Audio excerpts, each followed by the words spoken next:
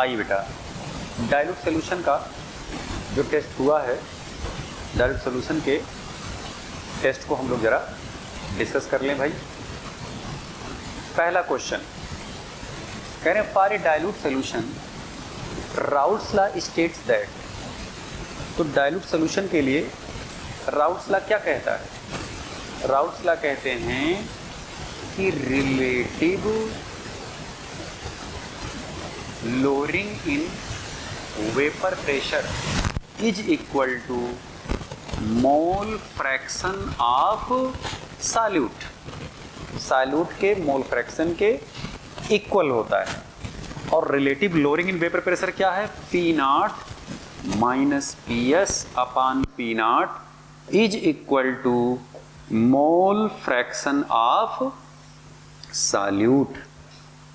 Okay, तो इसमें अगर आप ऑप्शन ढूंढें तो कौन सा ऑप्शन सही करेंगे बेटा आप?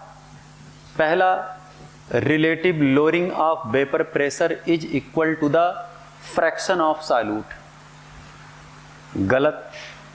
Relative lowering of vapour pressure is equal to the mole fraction of solute. तो फ्रैक्शन ऑफ सॉल्यूट नहीं, मोल फ्रैक्शन ऑफ सॉल्यूट आप लगाएंगे। तो ऑप्शन इसमें कौन सा करेक्ट हो जाएगा भैया? सेकंड ऑप्शन करेक्ट हो जाएगा। सेकंड ऑप्शन पर टिक लगा लीजिएगा। ओके, आइए अगले क्वेश्चन पे जरा हम लोग चलते हैं। कह रहे हैं in mixtures of A and B component show, कौन सा डेविएशन बेटा? Positive deviation. दो कंपोनेंट को अगर आप मिलाएं और मिलाने पर पॉजिटिव डेविएशन शो कर रहे हैं, तो ये सिचुएशन कौन सी डेवलप हो सकती है? कौन से कंडीशंस बन सकते हैं? कब ये उत्पन्न होता है? जैसे ये है लिक्विड ए, तो अगर ए हैं तो ए के ही सारे मॉलिक्यूल इसमें होंगे।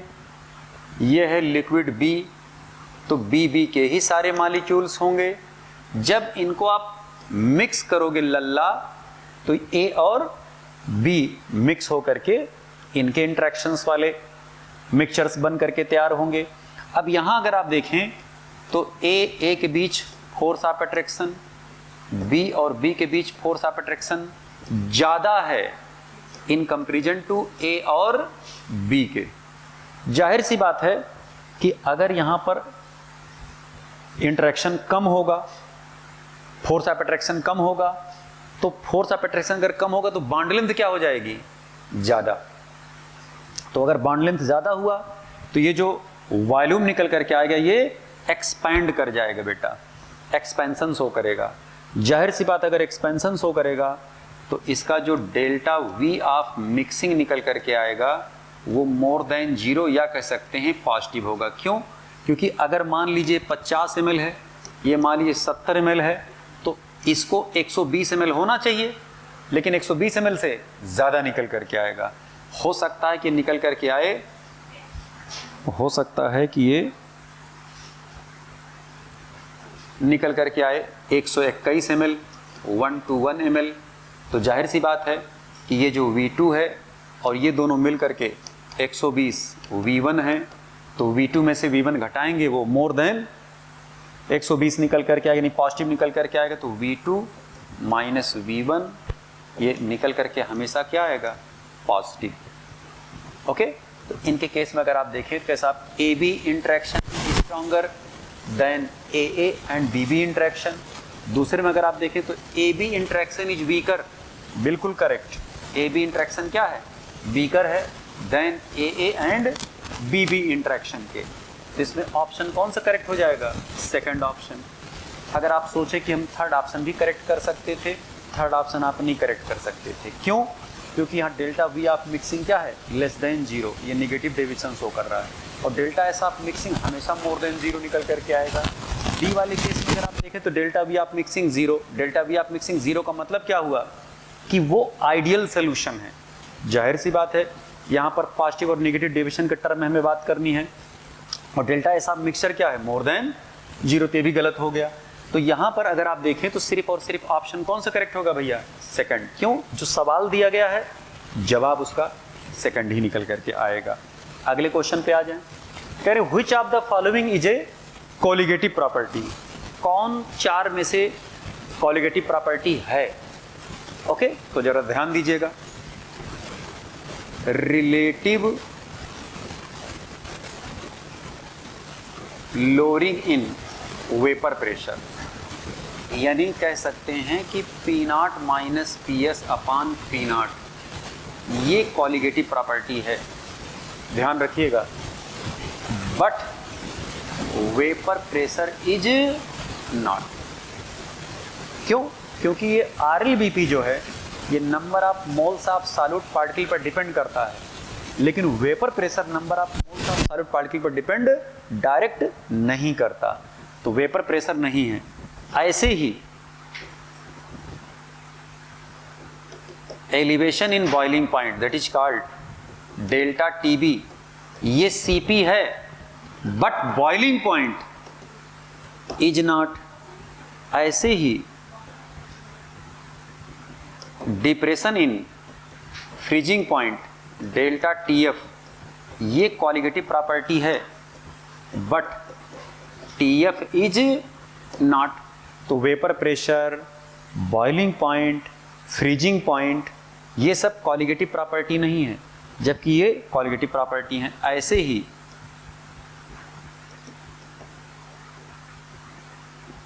ऑस्मोटिक प्रेशर पाई, ये कोलिगेटिव प्रॉपर्टी है, लेकिन pressure is not colligative property.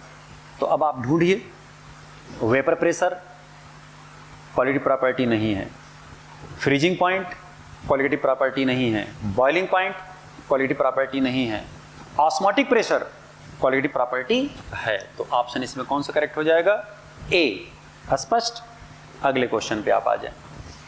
Camphor is often used in molecular mass determination because, याद रखिए हम वही सॉल्वेंट लेकर के चलते हैं जिसका KF या KB वैल्यू हाई होता है। ओके, मॉलिक्यूलर वेट डिटर्मिनेशन में हम वही सॉल्वेंट लेकर के चलते हैं जिसका KF या KB वैल्यू हाई होती है।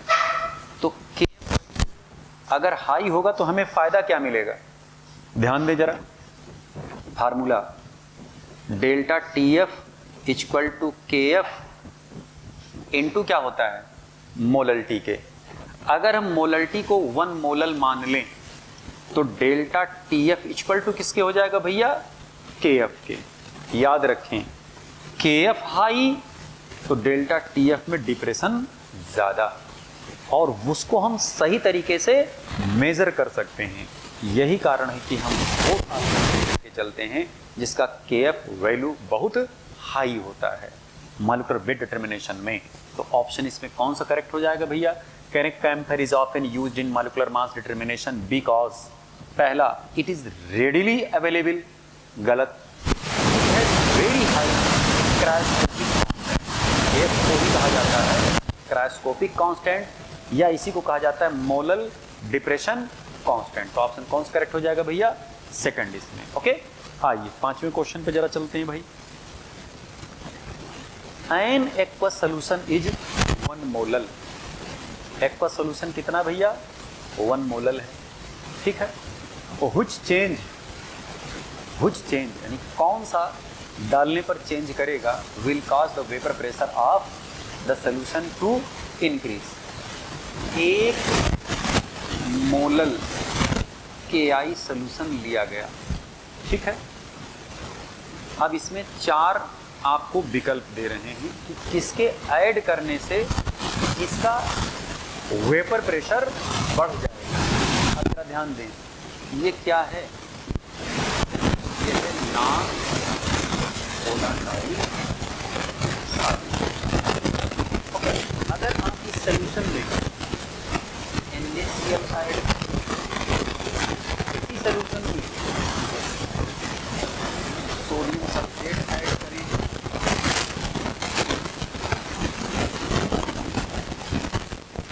ऐड करें, तो यहाँ पे आपने क्या किया? यहाँ पे आपने कंसंट्रेशन बढ़ा दिया, ठीक है। कंसंट्रेशन बढ़ने से कंसंट्रेशन बढ़ने से प्रेशर क्या होगा? घट जाएगा। कंसंट्रेशन किसका बढ़ गया? सॉल्यूशन का। नॉन वोलेटाइल सॉल्यूट की मात्रा आपने बढ़ा दी, नॉन वोलेटाइल सॉल्यूट की मात्रा आपने बढ़ा दी। ओके, इसमें आपने क्या किया? यहाँ पर भी तो किया गया, आपने मिलाया, लेकिन 1 मोलर मिलाया तो कंसंट्रेशन पर कोई फर्क नहीं पड़ेगा, इसलिए यहाँ पर कंसंट्रेशन सेम रहेगा, कंसंट्रेशन रिमेन्स सेम, इसलिए इसका वेपर प्रेशर कांस्टेंट रहेगा। लेकिन इस वाले केस में यहाँ पर आपने क्या किया है? Addition of water. जब आप वाटर डालोगे तो लेस डाइल्यूट होगा, और डाइल्यूट होने का मतलब कि आपने इसके पानी की मात्रा बढ़ा दी। जाहिर सी बात है कि जब वोलेटाइल बढ़ेगा तो वेपर प्रेशर क्या कर जाएगा? बढ़ जाएगा। यहाँ पर क्या है? कंसंट्रेशन घट रहा है, वेपर प्रेशर बढ़ रहा है। कौन सा करेक्ट हो जाएगा? A. Okay, consider the given problem vapour pressure versus temperature which amongst the following option is correct? Graphical representation showing delta TF depression in the freezing point of solvent in a solution. वो कह रहे साहब 4 figure देख रहे हैं, इन चारों figure में कौन ग्राफिकल रिप्रेजेंटेशन सत्य है? किसके मध्य खींचा जा रहा है? वेपर प्रेशर और टेम्परेचर के बीच या फ्रीजिंग पॉइंट के बीच। अब जरा ध्यान से आप देखें, हम लोग जो क्लास में पढ़े थे एक्चुअल में वो ये पढ़े थे, यहां पर वेपर प्रेशर था, पर टेम्परेचर था। ठीक है, एक ऐसा पॉइंट था जो 1 एटमॉस्फेरिक प्रेशर के बराबर था, जहां पर आने पर कोई भी लिक्विड या सॉल्यूशन बॉयल करना शुरू कर देता था, क्योंकि इसका वेपर प्रेशर एटमॉस्फेरिक प्रेशर के बराबर हो जाता था। ओके, अब यहाँ पर अगर आप देखिए, ये सॉलिड का वेपर प्रेशर है, ठीक है, और इसके ऊपर यहाँ से यहाँ तक ये लिक्विड का वेपर प्रेशर है। ठीक है, सपोज मान लीजिए कोई लिक्विड यहाँ पर है, प्योर सॉल्वेंट हमारा। अब इसका हम क्या कर रहे हैं? टेम्परेचर कम कर रहे हैं, यानी कूल कर रहे हैं। तो जब कूल करेंगे तो इसका वेपर प्रेशर क्या होता जाएगा? घटता जाएगा, घटता जाएगा, घटता जाएगा, घटता जाएगा, घटता जाएगा, घटता जाएगा, घटता जाएगा। एक पॉइंट पर जाकर के सॉलिड के वेपर प्रेशर के बराबर हो जाएगा। ठीक है, ये हमारा क्या हुआ? Pure solvent. जब आप इसमें कुछ डालोगे तो ये सॉल्यूशन बन जाएगा। अगर सॉल्यूशन बनेगा तो इसका बॉइलिंग पॉइंट बढ़ेगा और वेपर प्रेशर घटेगा, यानी कि अब ये और आगे जाएगा।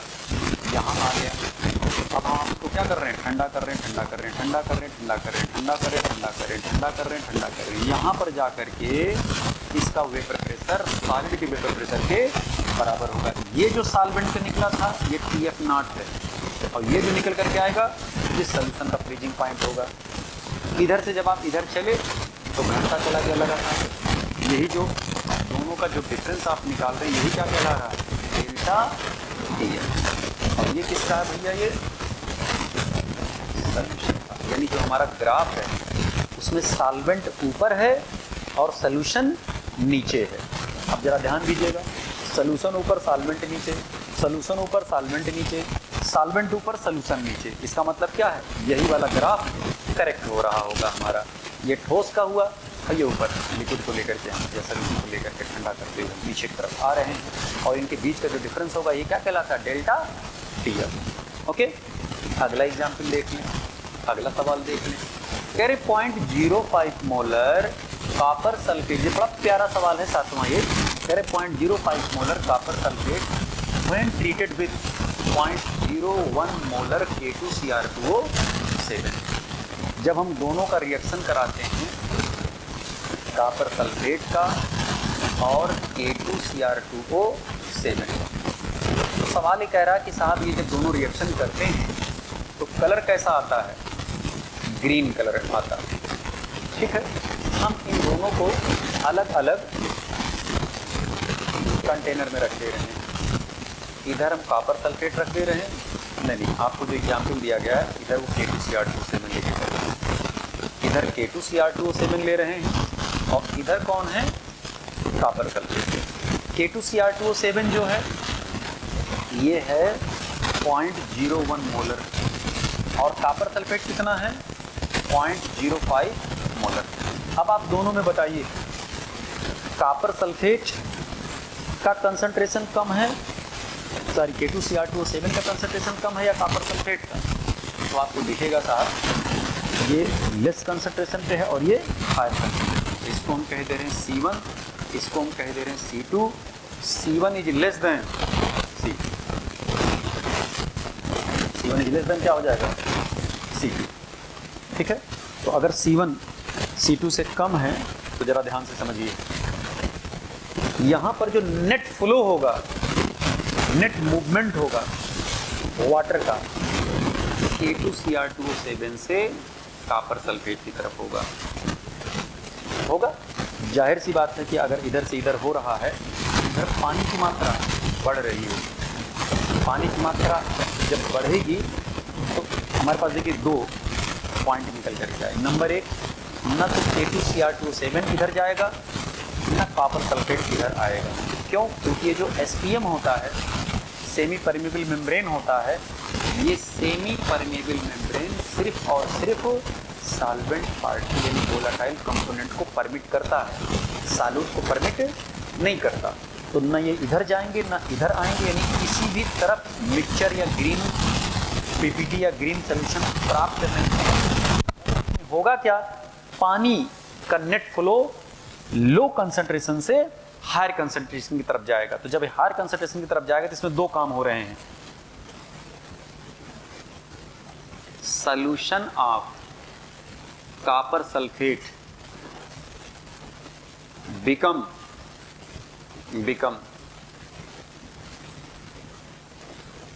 डाइल्यूट। ये डाइल्यूट हो रहा है। डाइल्यूट होने का मतलब क्या हुआ? कंसंट्रेशन इसका क्या हो रहा होगा? घट रहा होगा। दूसरा, अगर K2Cr2O7 से पानी निकल के उस तरफ जा रहे होंगे तो ये क्या हो रहा होगा? ये कंसंट्रेट हो रहा होगा, यानी इसका कंसंट्रेशन बढ़ रहा होगा। तो concentration of K2Cr2O7 increases, concentration of copper sulphate decreases. जब इक्विलिब्रियम स्टेब्लिश होगा तो दोनों का कंसंट्रेशन या कैसे दोनों का ऑस्मोटिक प्रेशर क्या हो जाएगा? बराबर हो जाएगा। K2Cr2O7 कंसंट्रेशन तो बराबर नहीं, ऑस्मोटिक प्रेशर बराबर होगा, क्योंकि ऑस्मोसिस के द्वारा ही ये हो रहा होगा। तो ऑस्मोसिस चल रहे होंगे, जिस वजह से हमारा जो कॉपर सल्फेट का सोल्यूशन हो रहा हो उसका कंसंट्रेशन घट रहा होगा बेटा, ऐसा कंसंट्रेशन बढ़ रहा होगा। अब आप जरा पहला very green colour formation observe on Y side, बिल्कुल गलत, सॉल्यूट मूव नहीं करेगा। दूसरा करें साहब green colour formation observe on side X, ये भी नहीं होगा। तीसरा, molarity of K2Cr2O7 solution lower. आप बताइए क्या K2Cr2O7 सोल्यूशन का कंसंट्रेशन घट रहा है? नहीं, देखिए क्या निकल के आ रहा है? बढ़ रहा है। और चौथा देखें, मोलरिटी ऑफ यानी concentration of copper sulphate solution is lower. इसमें ऑप्शन कौन सा करेक्ट हो जाएगा? फोर्थ ऑप्शन करेक्ट हो जाएगा। स्पष्ट, क्लियर? अगले सवाल की तरफ चलें। चलिए भैया अगले सवाल की तरफ चलते हैं। आइए, मैच कराना है क्या कॉलम जो दोनों तरफ बने, लिस्ट 1 और लिस्ट 2। लिस्ट 1 क्या है? कह रहे वांट ऑफ फैक्टर आई, ठीक। अब वांट ऑफ फैक्टर आई किसको कहते हैं? चारों ऑप्शन देखिए, किसको कहा जाएगा? क्रायोस्कोपिक कांस्टेंट को, आइसोटोनिक सॉल्यूशन को, ratio of normal molar mass and abnormal molar mass. तो नॉर्मल और एबनॉर्मल मोलर मास के रेशियो को ही हम लोग क्या कहते हैं? आई कहते हैं। आई ये हो गया ये पहले का थर्ड। KF किसे कहते हैं? क्रायोस्कोपिक कांस्टेंट को KF कहा जाता है।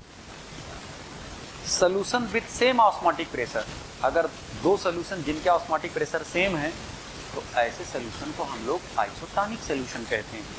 और अगर एजियोट्रॉपिक मिक्सचर्स हैं तो एजियोट्रॉपिक मिक्सचर के अंदर चाहे आप सोल्यूशन फेज लें चाहे आप वेपर फेज लें, दोनों ही केस में कंपोजिशन लिक्विड का सेम टू सेम होता है, क्योंकि वो सिंगल मॉलिक्यूल की तरह बिहेव करते हैं और एक ही पर्टिकुलर कांस्टेंट बॉइलिंग पॉइंट पर वो वेपराइज होते हैं, उड़ेंगे साथ साथ, कंडेंस होंगे साथ साथ, लिक्विफाई होंगे साथ साथ, हर काम उनका साथ साथ हो रहा है। क्लियर?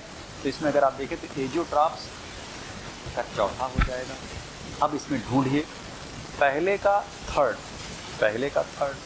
दूसरे का फर्स्ट, तीसरे का सेकंड और चौथे का फोर्थ। तो ऑप्शन कौन सा करेक्ट हो जाएगा भैया?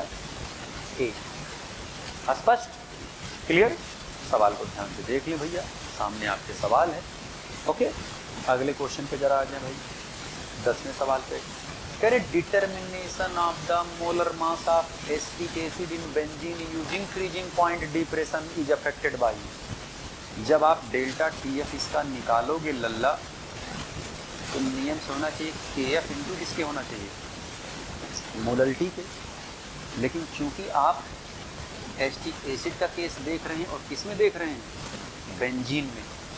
ठीक है, तो यहाँ पर I लगाया जाएगा। क्यों I लगेगा? क्योंकि एसिटिक एसिड क्या है? ये इलेक्ट्रोलाइट। Okay, electrolyte. जाहिर सी बात है कि अगर ये इलेक्ट्रोलाइट है तो या तो अंदर सॉल्वेंट में जाकर डिसोसिएट कर रहा होगा या अंदर सॉल्वेंट में जाकर एसोसिएट कर रहा होगा। तो ये कभी भी अगर आप एसिटिक एसिड को बेंजीन सॉल्यूशन में लेते हैं या बेंजीन सॉल्वेंट में लेते हैं तो ये बनाता है बेटा डाइमर। क्या बना लेता भैया? डाइमर। डाइमराइज कर जाता है। क्यों डाइमराइज करता है? हाइड्रोजन बॉन्डिंग की वजह से।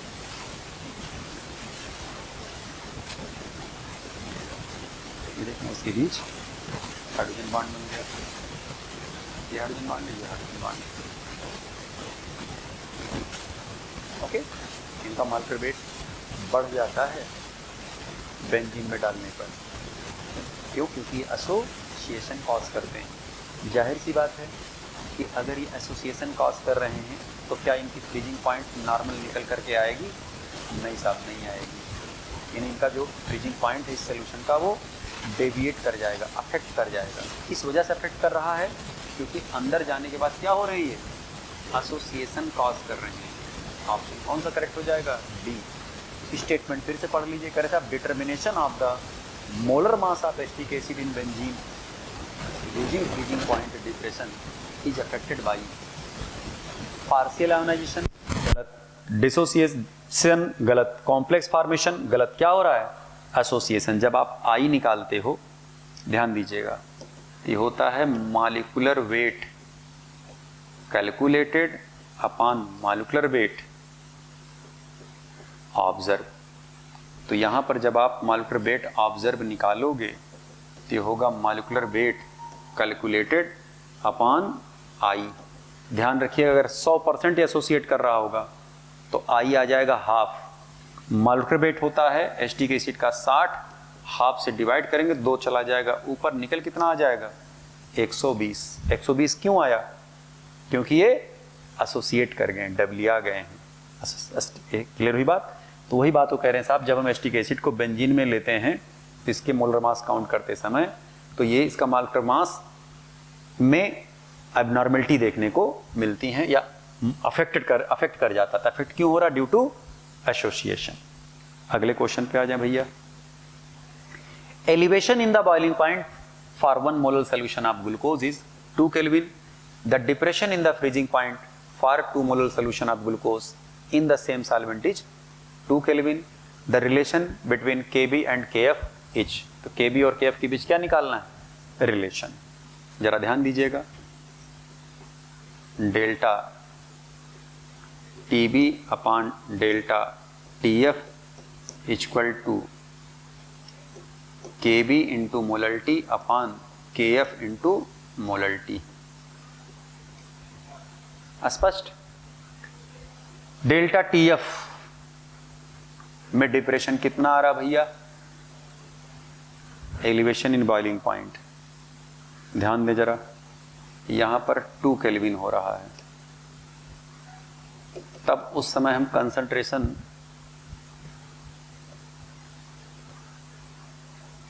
2 केल्विन का आ रहा है एलिवेशन, तब कंसंट्रेशन कितना था 1। ठीक है। बाद में freezing point of 2 molar solution, तब डिप्रेशन कितना आ रहा है 2 केल्विन का, तो 2 यहां से कैंसिल हुआ, KB इक्वल टू क्या आ जाएगा ट्वाइस ऑफ KF के। तो KB equal to twice of KF के, इसमें चारों में ढूंढिए कौन से ऑप्शन में मैच कर रहा है, KB KB KB, ये चौथा ऑप्शन मैच कर जाएगा। स्पष्ट। अगले सवाल में आ जाए।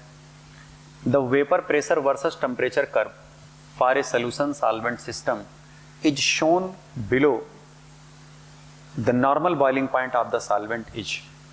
नॉर्मल बॉइलिंग पॉइंट कौन सा होता है, ऊपर देखिए सॉल्वेंट है, ये क्या है सोल्यूशन है।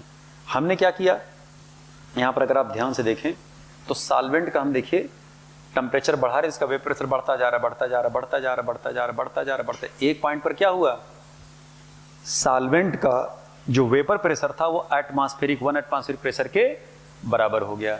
जिस टेम्परेचर पर किसी लिक्विड का वेपर प्रेशर एटमॉस्फेरिक प्रेशर के बराबर हो जाता है, वो टेम्परेचर, वो पॉइंट नॉर्मल बॉइलिंग पॉइंट कहलाता है।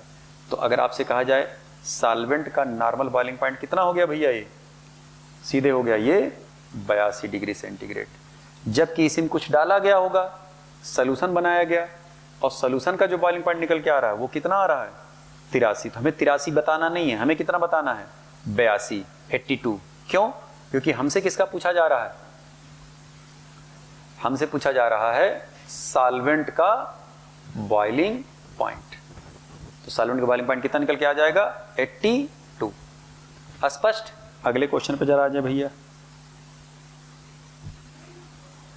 अच्छा, इसमें सारे क्वेश्चन 2 ही पड़े हुए हैं, जबकि हम लोग 13वें क्वेश्चन पे आ गए हैं। नंबरिंग इसमें नीचे है। हाँ, तो इसको थोड़ा छोटा बनाया करो भैया। The solubility of N2 in water at 300 kelvin and 500 torr pressure is 0.01 gram per litre. The solubility in gram per litre at 750 torr partial pressure कितना निकल करके आएगा। सबको ये बात पता है कि Henry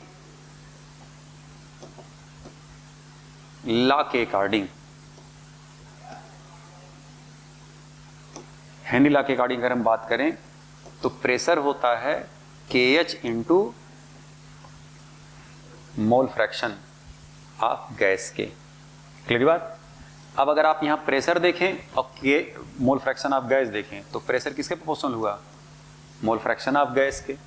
mole fraction of gas का मतलब ज्यादा से ज्यादा मोल अगर डिजॉल्व होंगे लिक्विड में तो उसका मोल फ्रैक्शन ज्यादा निकल करके आएगा, और यही मोल फ्रैक्शन को हम क्या मान लेते हैं, सॉल्बिलिटी मान लेते हैं।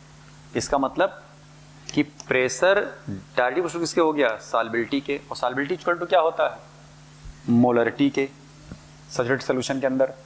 और मोलरिटी क्या होता है, मोल के। मोल क्या होता है, वेट अपॉन मॉलिक्यूलर वेट के। मॉलिक्यूलर वेट क्या होगा, कांस्टेंट। यानी कि ये भी किसके प्रोपोर्शनल हो गया, मास के। यानी कि प्रेशर किसके प्रोपोर्शनल हो गया, सीधे मास के। इट मीन्स कि फार्मूला क्या निकल करके आया, P1 upon P2 equal to M1 upon M2 के। ये फार्मूला निकल करके आ गया भैया। ठीक। प्रेशर कितना दिए हैं, प्रेशर पहले दिए हैं 500 टार, लगा लीजिए यहीं 500 टार। बाद में प्रेशर कितना कर दे रहे हैं 750 टार। क्लियर, 750 टार। पहले सॉल्बिलिटी कितनी थी 0.01 ग्राम पर लीटर। बाद में सॉल्बिलिटी कितनी हो जाएगी, यही निकालना है H2। तो जब आप H2 निकालोगे भैया तो ये हो जाएगा 0.01 इंटू 750 अपान हो जाएगा 500। ठीक है, तो यहां से काट दो इसको आप, 1 0 यहां से, 1 0 यहां से, 25 3 75 और 25 दूना 50, 1.5 आएगा। 1.5 को 0.01 से गुणा करोगे तो ये आ जाएगा 0.015। आंसर कौन सा करेक्ट हो जाएगा? डी। चेक कर लो भैया, कोई ज़्यादा रॉकेट साइंस इसमें नहीं लग रहा है, सब सिंपल सिंपल कैलकुलेशन है। अगले क्वेश्चन पे आ जाए 13 नंबर पे। कह रहे हैं what would be the molarity of 20% mass by mass aqueous solution of KI। अब इसका क्या पूछा जा रहा है भैया? मोलरिटी पूछा जा रहा है। मोलरिटी बताना भैया इसका। क्लियर? मोलरिटी इक्वल टू क्या होता है? Weight of solute upon molecular weight of solute into 1000 upon weight of solvent in gram. जरा KI का मॉलिक्यूलर वेट बताओ बच्चों कितना होगा? KI का, K का होता है 39 और I का, अच्छा दिया गया इसमें सवाल में, निकालने की जरूरत ही नहीं है, तो बड़ी खुशी की बात है। W1 कितना हो जाएगा भैया? 20 ग्राम। ठीक है, यहां पे दिया गया है 20% W/W। इसका मतलब हुआ कि 20 ग्राम इन 100 ग्राम सॉल्यूशन। ठीक है, तो सॉल्यूट जो होगा वो 20 होगा और सॉल्वेंट जो होगा 80 होगा। क्यों 80 होगा भैया? 80 क्यों हो रहा है? क्योंकि टोटल 100 ग्राम है, 100 ग्राम में से 20 घटाएंगे तो 80 हो जाएगा। तो ये हो जाएगा 80, ये हो जाएगा 166, ये हो गया 1000, निकल के आएगा 1.51 मोल पर केजी।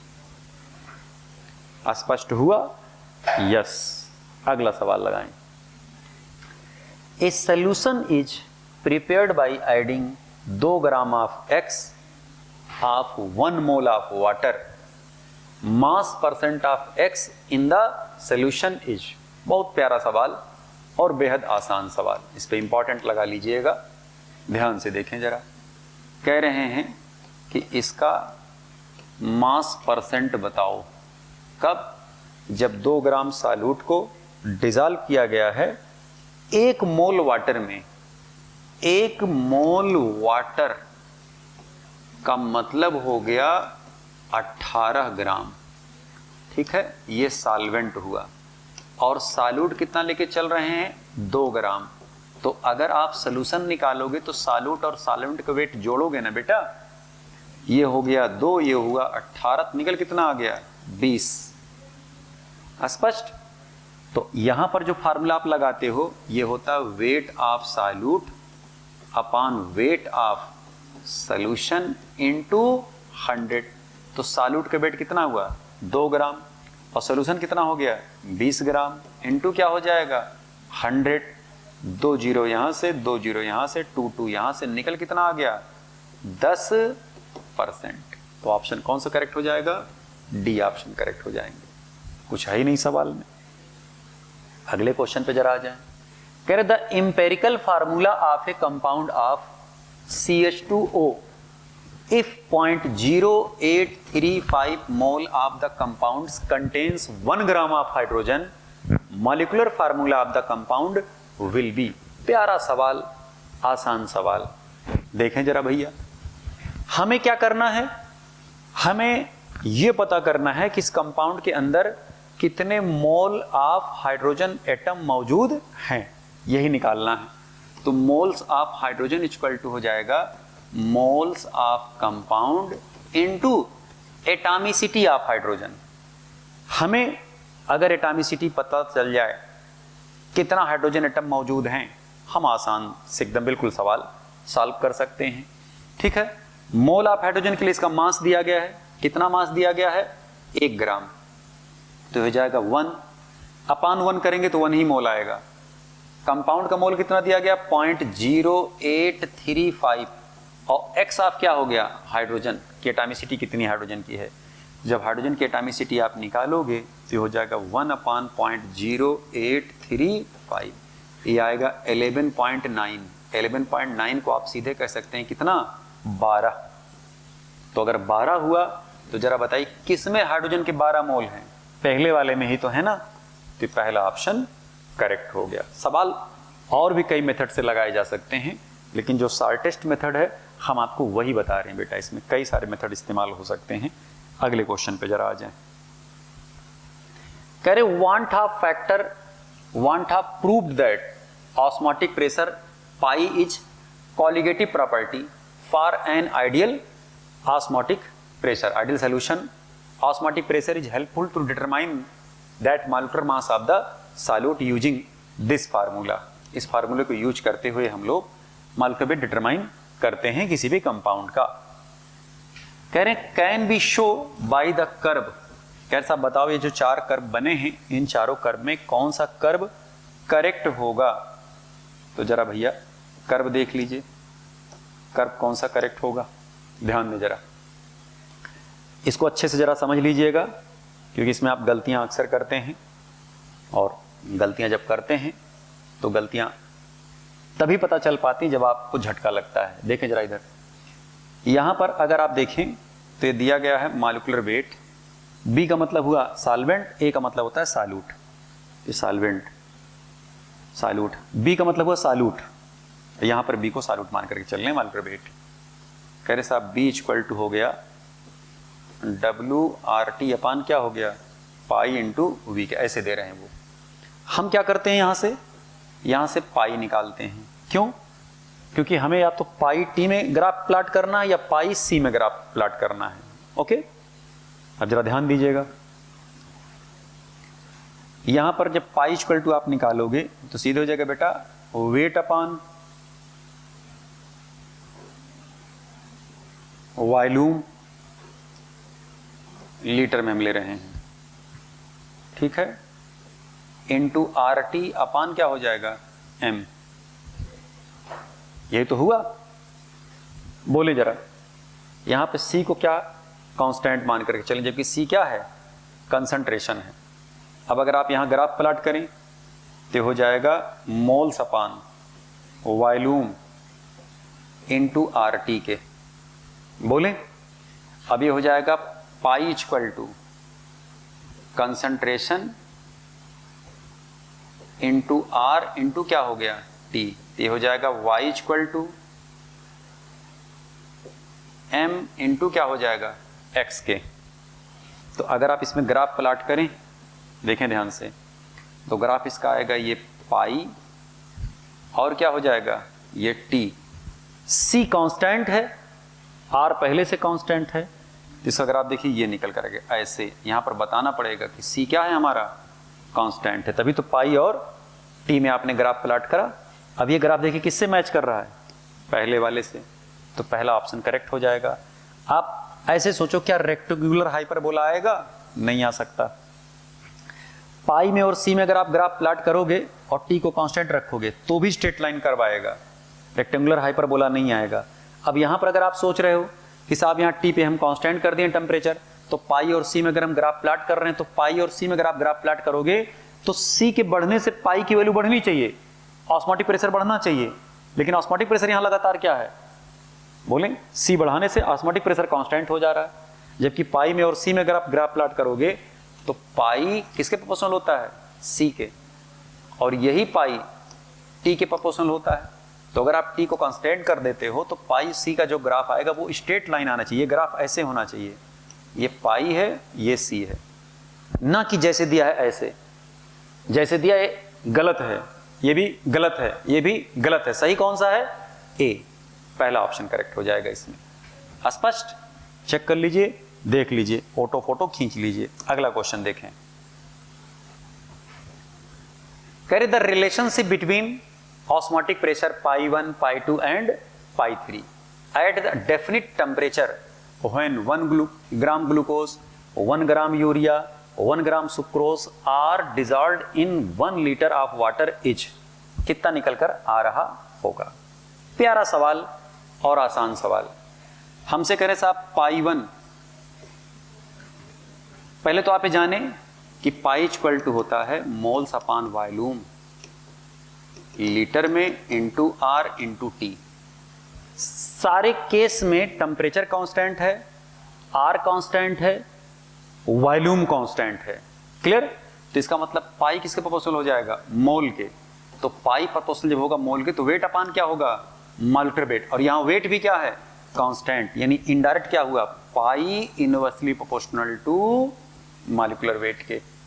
अब आप देखें पाई 1 जिसमें ग्लूकोज का केस, अगर अब हम ग्लूकोज का लेकर के चलें तो इसका हो जाएगा 1/180।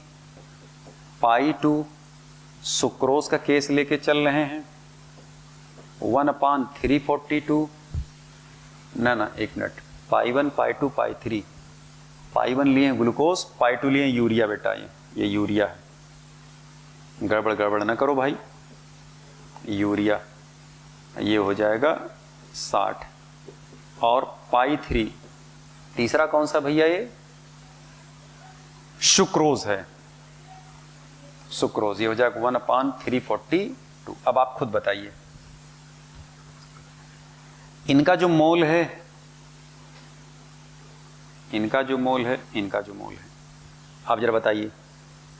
मॉलिक्यूलर वेट जिसका सबसे कम होगा उसका ऑस्मोटिक प्रेशर सबसे ज्यादा होगा। आप तीनों बताइए सबसे कम मॉलिक्यूलर वेट किसका है, यूरिया का। तो यूरिया वाले का सबसे ज्यादा निकल करके आएगा, तो सबसे ज्यादा किसका हो जाएगा, पाई 2 का, सबसे ज्यादा पाई 2 का। फिर उसके बाद किसका आएगा, पाई 1 का। फिर उसके बाद किसका आएगा, पाई 3 का। ये निकल करके आएगा भैया, चेक कर लीजिए ऑप्शन कौन सा करेक्ट हो जाएगा, सी ऑप्शन करेक्ट हो जाएगा। क्लियर। अगले क्वेश्चन की तरफ चलते हैं हम लोग। कह रहे molar solubility of helium, nitrogen and oxygen are plotted against partial pressure of the gas at constant temperature. Okay, अब अगर हम लोग इसमें ध्यान से देखें, कह रहे साहब बताओ ये जो ग्राफ प्लॉट किया गया है, ग्राफ सॉल्युबिलिटी और पार्शियल प्रेशर में ग्राफ प्लॉट किया गया है।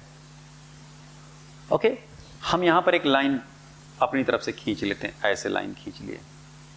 ये हुआ नाइट्रोजन का सॉल्युबिलिटी, ये हुआ हीलियम की सॉल्युबिलिटी, और ये हुआ ऑक्सीजन की सॉल्युबिलिटी। इस समय हम पार्शियल प्रेशर क्या रखे हैं, कांस्टेंट, मतलब बराबर प्रेशर सब पे दे रहे हैं। तो जब हम बराबर प्रेशर देंगे तो चेक करना चाह रहे हैं किसकी सॉल्युबिलिटी कम, किसकी सॉल्युबिलिटी ज्यादा है। तो आप यहां देखना, हीलियम की सॉल्युबिलिटी कम है, नाइट्रोजन की सॉल्युबिलिटी और ज्यादा है, O2 की सॉल्युबिलिटी और ज्यादा है। तो अगर आप यहां सॉल्युबिलिटी देखें तो सॉल्युबिलिटी निकल करके आएगा, सबसे ज्यादा है O2 का, उससे कम है N2 का, और उससे कम है हीलियम का। ओके, अब अगर हम इनकी KH वैल्यू देखें तो पहले तो हम चेक कर लें कि KH में और सॉल्युबिलिटी में रिलेशन क्या है। फार्मूला ये होता है partial pressure equal to KH into mole fraction of gas के। इसी मोल फ्रैक्शन ऑफ गैस को हम लोग क्या मान के चलते हैं, सॉल्युबिलिटी मान करके चलते हैं। इसका मतलब कि KH इनवर्सली प्रोपोर्शनल किसके हो गया, मोल फ्रैक्शन ऑफ गैस, और यही सॉल्युबिलिटी के। तो KH और सॉल्युबिलिटी में उल्टा रिलेशन हो गया, तो जिसकी सॉल्युबिलिटी सबसे ज्यादा होगी उसकी KH वैल्यू सबसे कम निकल करके आएगा।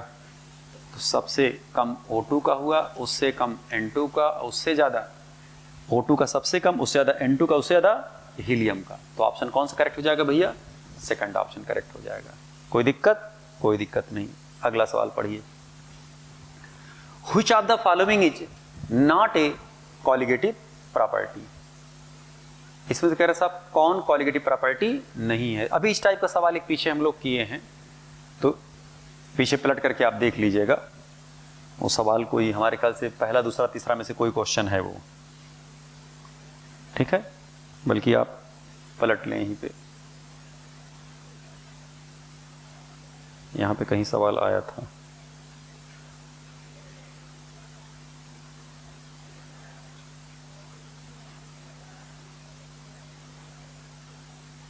कौन सा क्वेश्चन था,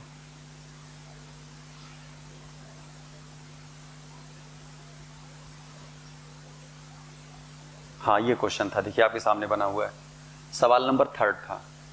क्लियर। तो 3 नंबर सवाल, और जो हम लोग अभी ये आए हैं 10, 11, 12, 13, 14, 15, 16, 17, 18 नंबर पर, नहीं 19 पे, इस वाले में।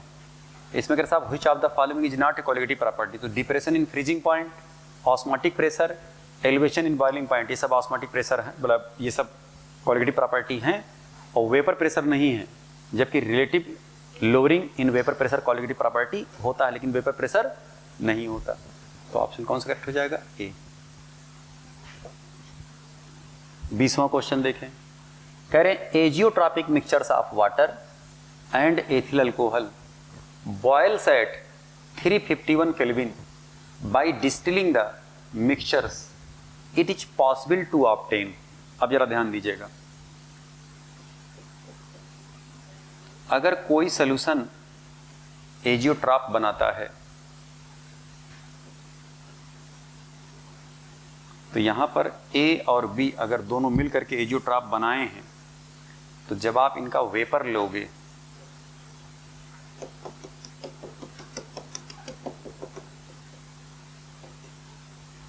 यहां पर अगर 1:3 के रेशियो में है, तो वेपर फेज में भी ये दोनों 1:3 के ही रेशियो में निकलकर आएंगे। क्यों ऐसा होता है? क्योंकि एजियोट्रॉपिक मिक्सचर्स एक ही कांस्टेंट बॉइलिंग पॉइंट पर ही ये उड़ते हैं। जब कांस्टेंट बॉइलिंग पॉइंट पर ये उड़ेंगे तो एक ही पॉइंट पर दोनों एक साथ वेपराइज होंगे, एक साथ कंडेंस होंगे, एक साथ लिक्विफाई होंगे। अगर हम इसी को डिस्टिल कर दें तो जो डिस्टिलेट निकल करके आएगा नीचे, इसमें भी रेशियो 1:3 का ही निकल करके आएगा। क्यों? क्योंकि ये एजियोट्रॉपिक मिक्सचर है। तो क्या आपने प्योर ए प्राप्त किया, प्योर बी प्राप्त किया? ना तो आप प्योर ए प्राप्त कर सकते हैं, ना ही प्योर बी। जो लिखा गया neither ethyl alcohol nor water, pure form में आप किसी को ऑब्टेन्ड नहीं कर सकते। सवाल फिर से पढ़ लीजिए, कह रहे azeotropic mixtures of water and alcohol, ethyl alcohol boils at 351 kelvin, ठीक है, by distilling the mixture it is possible to obtain. तो वाटर और एथिल अल्कोहल का जो मिक्सचर है ये पॉजिटिव डेविएशन कॉज करता है, क्लियर, और ये एजियोट्रॉपिक मिक्सचर बनाते हैं। तो प्योर एथिल अल्कोहल आप नहीं प्राप्त कर सकते, ना ही प्योर वाटर प्राप्त कर सकते हैं। वो कह रहा है खाली आप प्योर एथिल अल्कोहल प्राप्त करेंगे, खाली आप प्योर वाटर प्राप्त कर सकते हैं। तो यहाँ लिखा गया neither ethyl alcohol nor water, ये तीसरा ऑप्शन ज्यादा करेक्ट होगा। ना तो आप एथिल अल्कोहल प्योर प्राप्त कर सकते हैं, ना ही वाटर। तो इसमें ऑप्शन कौन सा करेक्ट हो जाएगा? सी। डी में कह रहा दोनों प्राप्त कर सकते हैं प्योर स्टेट में। तो दोनों प्योर स्टेट में तब प्राप्त कर सकते थे जब ये सोल्यूशन एजियोट्रॉप ना हो करके जियोट्रॉप होता, नॉन आइडियल ना हो करके आइडियल होता। क्योंकि आइडियल सोल्यूशन में दोनों कंपोनेंट को हम अलग अलग बॉइलिंग पॉइंट पर सेपरेट कर सकते हैं बाय फ्रैक्शनल डिस्टिलेशन, और दोनों को हम अलग कर सकते हैं और दोनों को प्योर फॉर्म में प्राप्त कर सकते हैं। यहां पर प्योर हम प्राप्त नहीं कर पाएंगे, since both the liquids after mixing they form azeotropic mixture या constant boiling point mixture. Clear? आइए जरा भैया अगले क्वेश्चन पर, 21 नंबर क्वेश्चन। कह रहे लेस हीटिंग इज रिक्वायर्ड, किसके लिए? To boil a solution than the pure solvent. ये तो गड़बड़ बात बोल रहे हैं। ये है सॉल्वेंट, ठीक है, इसका वेपर प्रेशर है P0। जब आप इसमें नॉन वोलाटाइल कोई भी सॉल्यूट मिला देंगे तो अब ये क्या बन गया? सॉल्यूशन। अब ये सॉल्यूशन बन गया भैया, सॉल्यूशन बना। अब इसका वेपर प्रेशर क्या हो जाएगा? PS, ठीक है। तो जरा बताइए P0 और PS में, PS की वैल्यू क्या होगी P0 से? कम, ठीक है। यहां पर अगर आप देखें इसका बॉइलिंग पॉइंट TB0 और यहां बॉइलिंग पॉइंट क्या हो गया? TB। याद रखें जब भी हम सॉल्वेंट को सॉल्यूशन में कन्वर्ट करते हैं तो उसका वेपर प्रेशर घटता है। अगर वेपर प्रेशर घटेगा तो बॉइलिंग पॉइंट बढ़ेगा। तो यहां पर TB नॉट से ज्यादा TB का निकल करके आता है। क्यों? क्योंकि vapour pressure inversely proportional to किसके होता है भैया? बॉइलिंग पॉइंट के। तो जाहिर सी बात है कि जब हम सॉल्वेंट को सोल्यूशन में कन्वर्ट करेंगे तो सोल्यूशन का बॉइलिंग पॉइंट बढ़ा। बॉइलिंग पॉइंट बढ़ने का तात्पर्य क्या हुआ कि इन्हें बॉयल करने के लिए हमें मोर हीट चाहिए, ज्यादा हीट चाहिए, जबकि यहां क्या कह रहा है? Less heat is required. तो लेस हीट नहीं, मोर हीट चाहिए। यानी स्टेटमेंट पहला क्या हो गया? गलत। दूसरा कह रहे the surface of solvent is covered by only particles of non volatile solute in the solution. वो कह रहे हैं जो ये सॉल्यूशन बनाया गया है, इस सॉल्यूशन के अंदर सिर्फ और सिर्फ ऊपर सॉल्यूट के ही पार्टिकल होंगे। क्या बात आप कर रहे हैं? सिर्फ सॉल्यूट के ही पार्टिकल नहीं होंगे, सॉल्वेंट के भी पार्टिकल होंगे। कैसे? ये देखना, क्योंकि ऊपर के सरफेस पर सॉल्वेंट भी होगा, सॉल्यूट भी होगा, सॉल्वेंट भी होंगे, सॉल्यूट भी होंगे, तभी तो वेपर प्रेशर घट जा रहा है। स्पष्ट ही बातें। तो इसका मतलब सेकंड स्टेटमेंट भी क्या हो गया? गलत। तो ए भी गलत, आर भी गलत। सवाल के ऑप्शंस जरा पढ़िए, करें both A and R are true. गलत। A and R are true but R is not correct explanation. गलत। A is true but R is false. A and R both are false. तो option कौन सा correct हो जाएगा भैया? D option correct हो जाएगा। चीजें क्लियर हो रही हैं, स्पष्ट हो रही हैं, सामने सब कुछ आपके बना हुआ है, कुछ इसमें रह ही नहीं गया कि जो स्पष्ट ना हो बेटा। आइए अगले क्वेश्चन की तरफ जरा चले हम लोग। कर the boiling point of benzene, methanol, aniline and nitrobenzene are 80 degree, 65 degree, 184 और 212 डिग्री। क्लियर? जरा ध्यान से आप देखें। बेंजीन का कितना दे रहे हैं भाई? C6H6 का। बेंजीन का दे रहे हैं 80 डिग्री। मेथिल अल्कोहल का कितना दे रहे हैं बेटा? इसका दे रहे हैं 65 डिग्री। एनिलीन का कितना दे रहे हैं लल्ला? एनिलीन का दे रहे हैं 184 डिग्री।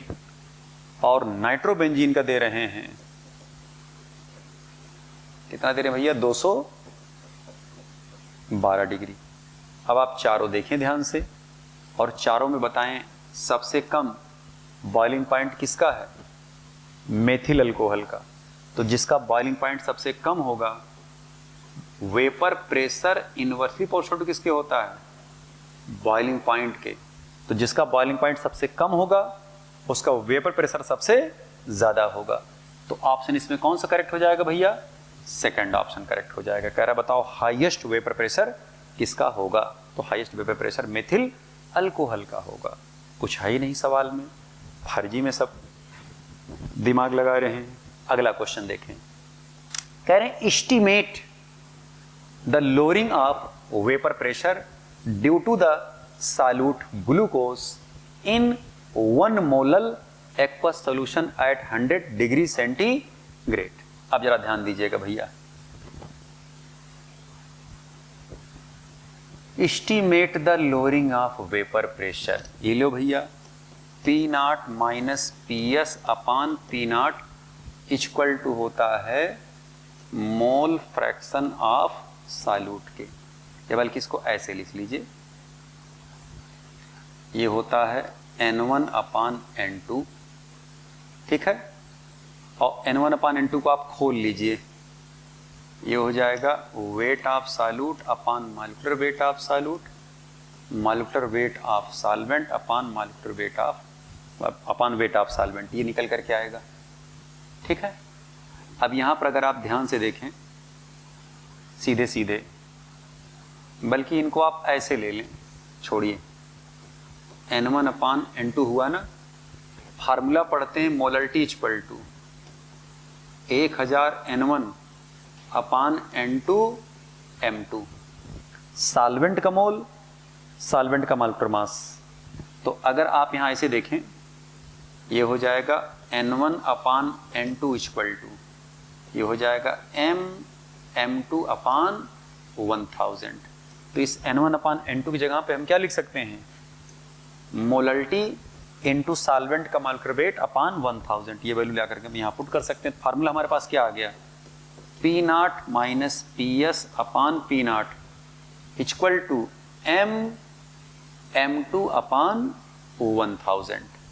ठीक है, ये जो पूरी वैल्यू है ये है RLVP, relative lowering in vapour pressure, जबकि हमें क्या बताना है, लोअरिंग इन वेपर प्रेशर।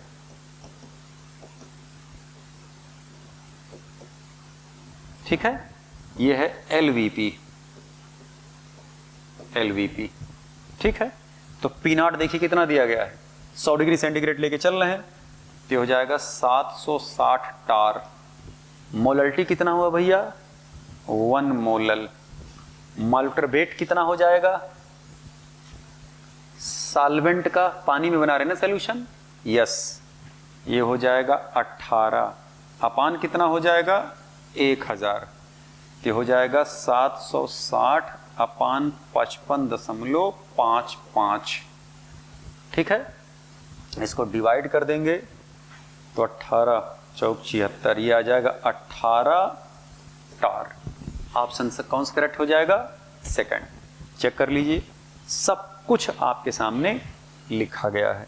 अगला क्वेश्चन देखें, for an ideal binary liquid solution with PA naught greater than PB naught, which relation between XA in a liquid phase, YA mole fraction of A in vapor phase is correct? आप जरा ध्यान दीजिएगा, ये सब आपको पढ़ाया गया है बेटा। YA upon YB equal to PA naught upon PB naught into PA naught upon PB naught, ये हो जाएगा XA अपान XB। ठीक है, ये फार्मूला आपके पास, ये पूरा डिराइव कराया जा चुका है, डेरिवेशन हम लोग पूरा कराए थे क्लास में बेटा इसको। और अगर आप यहां पर, अच्छा ये आया कैसे होगा इसको भी जरा आप जान लें, ध्यान दे जरा।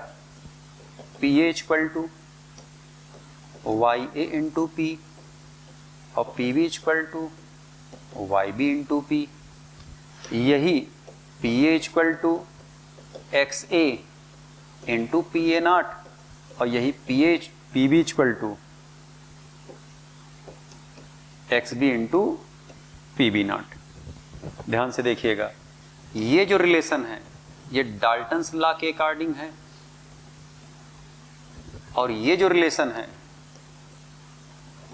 राउल्ट्स लॉ के अकॉर्डिंग है। ठीक है, दोनों को आप डिवाइड कर दीजिए, जब PA equal to YA into P और PA equal to XA into P, तो PA दोनों का सेम हुआ, ये हो जाएगा YA into P equal to हो जाएगा XA into PA naught, YB into P equal to XB into PB naught. ठीक है, ये इक्वेशन हुआ 1 और ये इक्वेशन हुआ 2, दोनों इक्वेशन को डिवाइड कर देंगे। जब डिवाइड करेंगे देखिए PP क्या हो जाएगा, कैंसिल, तो देखिए इसी से फार्मूला ही निकल करके आएगा। आ गया। अब जरा ध्यान दें, यहां पर क्या कह रहे हैं, कह रहे हैं कि अगर PA naught is greater than PB naught, ध्यान से देखें, अगर PA naught is greater than PB not, तो यहां पर देखें अगर PA नॉट PB नॉट से ज्यादा है, PA नॉट PB नॉट से ज्यादा है, तो सीधे क्या हो जाएगा भैया, ये हो जाएगा YA upon YB is greater than XA अपान क्या हो जाएगा XB के। मैथमेटिकल रिलेशन इतना आप निकाल ले जाओगे। ढूंढो इसमें ऑप्शन कोई मैच कर रहा है, यस, कौन सा मैच कर रहा है, सी ऑप्शन मैच कर रहा है। सामने आपके सब कुछ लिखा है, डिराइव करके इत्मीनान से आप सवाल सॉल्व कर सकते हैं। अगला केस देखें, करें two liquids A and B have vapour pressure in the ratio PA naught is to PB naught, कितना दिया 1:3 at a certain temperature, assume A and B from an ideal solution and the ratio of mole fraction of A to B in the vapor phase is 4:3, then the mole fraction of B in the solution at the same temperature will be। ध्यान से सवाल को पढ़ें और इसको कोशिश करें solve करने का।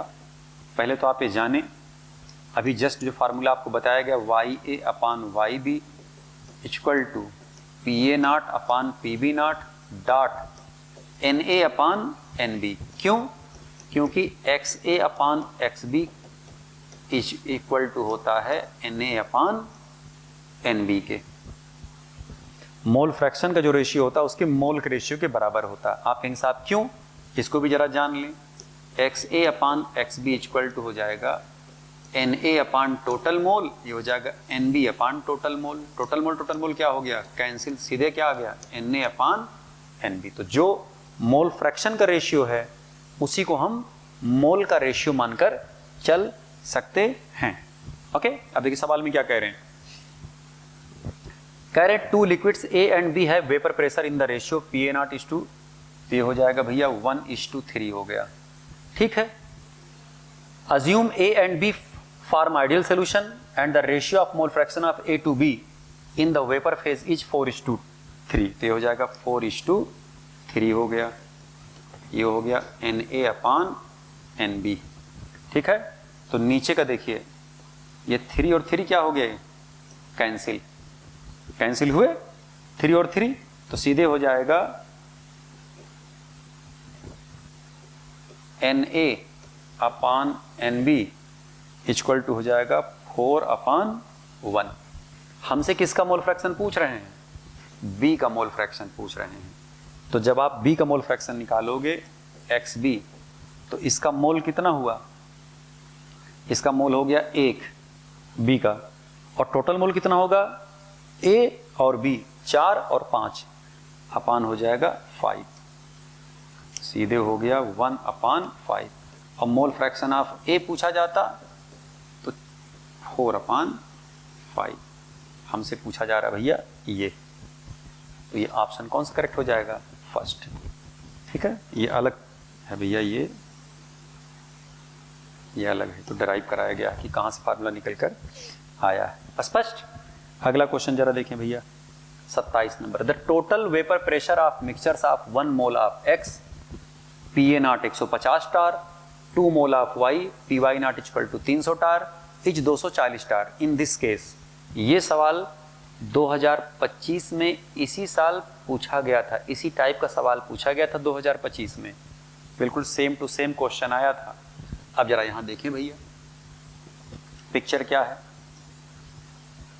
कह रहे हैं 1 मोल X और 2 मोल Y मिलाया गया, और इनका जब वेपर प्रेशर ऑब्जर्व किया गया तो कितना निकल कर क्या आ रहा है? 240 टार, यानी कि वेपर प्रेशर ऑब्जर्व आ रहा है 240 टार। हमें इसका वेपर प्रेशर कैलकुलेट करना है, वेपर प्रेशर कैलकुलेटेड। तो जब वेपर प्रेशर आप कैलकुलेट करेंगे तो हो जाएगा PA0 डॉट XA और प्लस PB0 डॉट XB। करिए, PA0 कितना दिया गया है? 150। XA कितना हो जाएगा? देखिए इसका 1 मोल है, उसका 2 मोल है, तो 1 मोल अपान टोटल मोल, ये हो जाएगा 1/3 प्लस PB0 कितना दिया गया है? ये दिया गया है 300 टार। XB कितना हो जाएगा? हो जाएगा 2/3। अब जरा ध्यान दीजिएगा, ये हो जाएगा 50 और 300, ये हो जाएगा 200, निकल कितना आ गया? 250। तो जो वेपर प्रेशर हमारा कैलकुलेट होने के बाद आ रहा है 250, और वेपर प्रेशर जो ऑब्जर्व हुआ था 240, तो आप यहां कह सकते हैं सिंस वेपर प्रेशर ऑब्जर्व जो कि 240 है is less than vapour pressure calculated जो कि 250 है, तो ऑब्जर्व वेपर प्रेशर अगर कैलकुलेटेड वेपर प्रेशर से कम निकल कर क्या आ रहा है, इट मींस कि this solution show negative deviation from Raoult's law. Raoult's law से ये नेगेटिव डेविएशन शो कर रहा होगा। स्पष्ट? अब बताइए इसमें ऑप्शन कौन सा करेक्ट हो जाएगा भैया? करें there is negative deviation from Raoult's law, तो ऑप्शन कौन सा करेक्ट हो जाएगा? फर्स्ट ऑप्शन करेक्ट हो जाएगा। स्पष्ट? आइए 27वें सवाल की तरफ हम लोग चलते हैं। 6 ग्राम यूरिया मॉलिक्यूलर मास इसका 60 है, घोला गया किसमें 9.9 मोल of water. If the vapour pressure of pure water is P not, the vapour pressure of solution is. अभी एक बच्ची सवाल जस्ट पूछने आई थी, बिल्कुल आसान सवाल ये है, जरा ध्यान दीजिएगा। अगर हम यहां पर N1 निकालें यूरिया का तो 6/60 कितना निकल के आया 0.1 मोल। और यहीं पर अगर हम सॉल्वेंट का देखें N2 तो N2 कितना दिया गया है 9.9 मोल। स्पष्ट? आप जरा ध्यान दें भैया, हमको क्या बताना है, पीएस सॉल्यूशन का वेपर प्रेशर बताना है। फार्मूला आप पढ़ते हैं P nought minus PS upon P nought equal to N1 upon N1 plus N2। चाहे आप ये फार्मूला लिखें लगाएं और चाहे इसी को और आप मॉडिफाई कर लें ऐसे, P nought minus PS upon PS equal to N1 upon N2। चाहिए फार्मूला आप लगा लें, हम इसी को लगा लेते हैं क्योंकि ये दोनों ही सेम फार्मूले हैं, इसी से इसको डिराइव किया गया है। पूरा हम क्लास में इसका डेरिवेशन बताए हैं बच्चों, ठीक है। तो यहां हो जाएगा P nought minus PS upon PS equal to हो जाएगा 0.1 अपान 9.9। स्पष्ट? जरा यहां क्रॉस मल्टीप्लिकेशन करिए देवता। जब आप क्रॉस मल्टीप्लिकेशन करेंगे तो ये होगा 0.1 PS इक्वल टू हो जाएगा 9.9 P नॉट माइनस 9.9 PS के, ठीक है। जब आप इसको इस तरफ ले आएंगे तो हो जाएगा 10 PS equal to 9.9 P nought के। तो जब आप PS निकालेंगे तो हो जाएगा 9.9 अपान 10 P नॉट के, यानी आ जाएगा 0.99 P नॉट। 0.99 P नॉट कोई ऑप्शन मैच कर रहा है, पहला दूसरा, ये डी ऑप्शन करेक्ट हो जाएगा इसमें। स्पष्ट? आइए अगले क्वेश्चन की तरफ चलते हैं। 4 सॉल्यूशंस, 4 सॉल्यूशन दे दिए हैं K2SO4 का, ठीक है। K2SO4 का ये सॉल्यूशन दे रहे हैं, कंसंट्रेशन दे रहे हैं 0.1 मोलल, 0.01 मोलल, 0.001 मोलल और दे रहे हैं 0.0001 मोलल।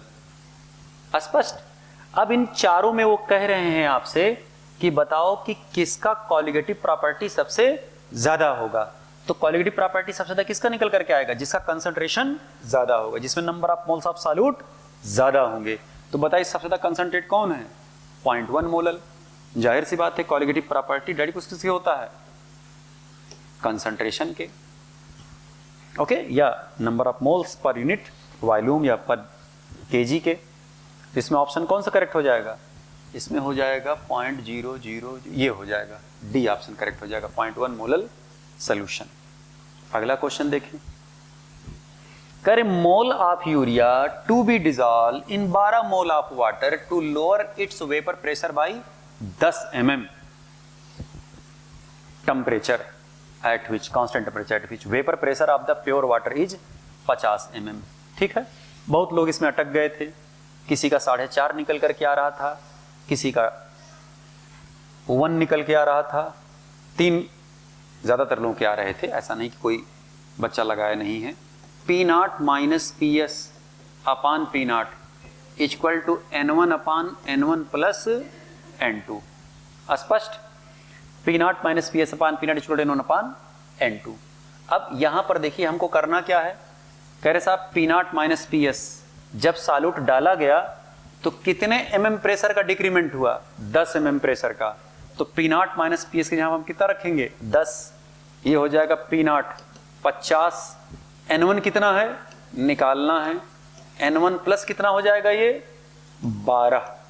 ठीक है, क्रॉस मल्टीप्लिकेशन करिए फटाफट, ये हो जाएगा भैया, ये हो जाएगा 10N1 प्लस 120 इक्वल टू हो जाएगा 50N1 के। ठीक है, तो 50 N1 में से 10 N1 घटेगा, तो हो जाएगा 40 N1 इक्वल टू 120 के।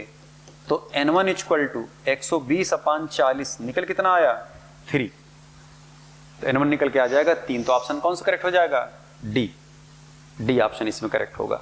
अगला क्वेश्चन जरा देखें, कह रहे which one of the following aqueous solution will exhibit highest boiling point, किसका बॉइलिंग पॉइंट सबसे ज्यादा होगा।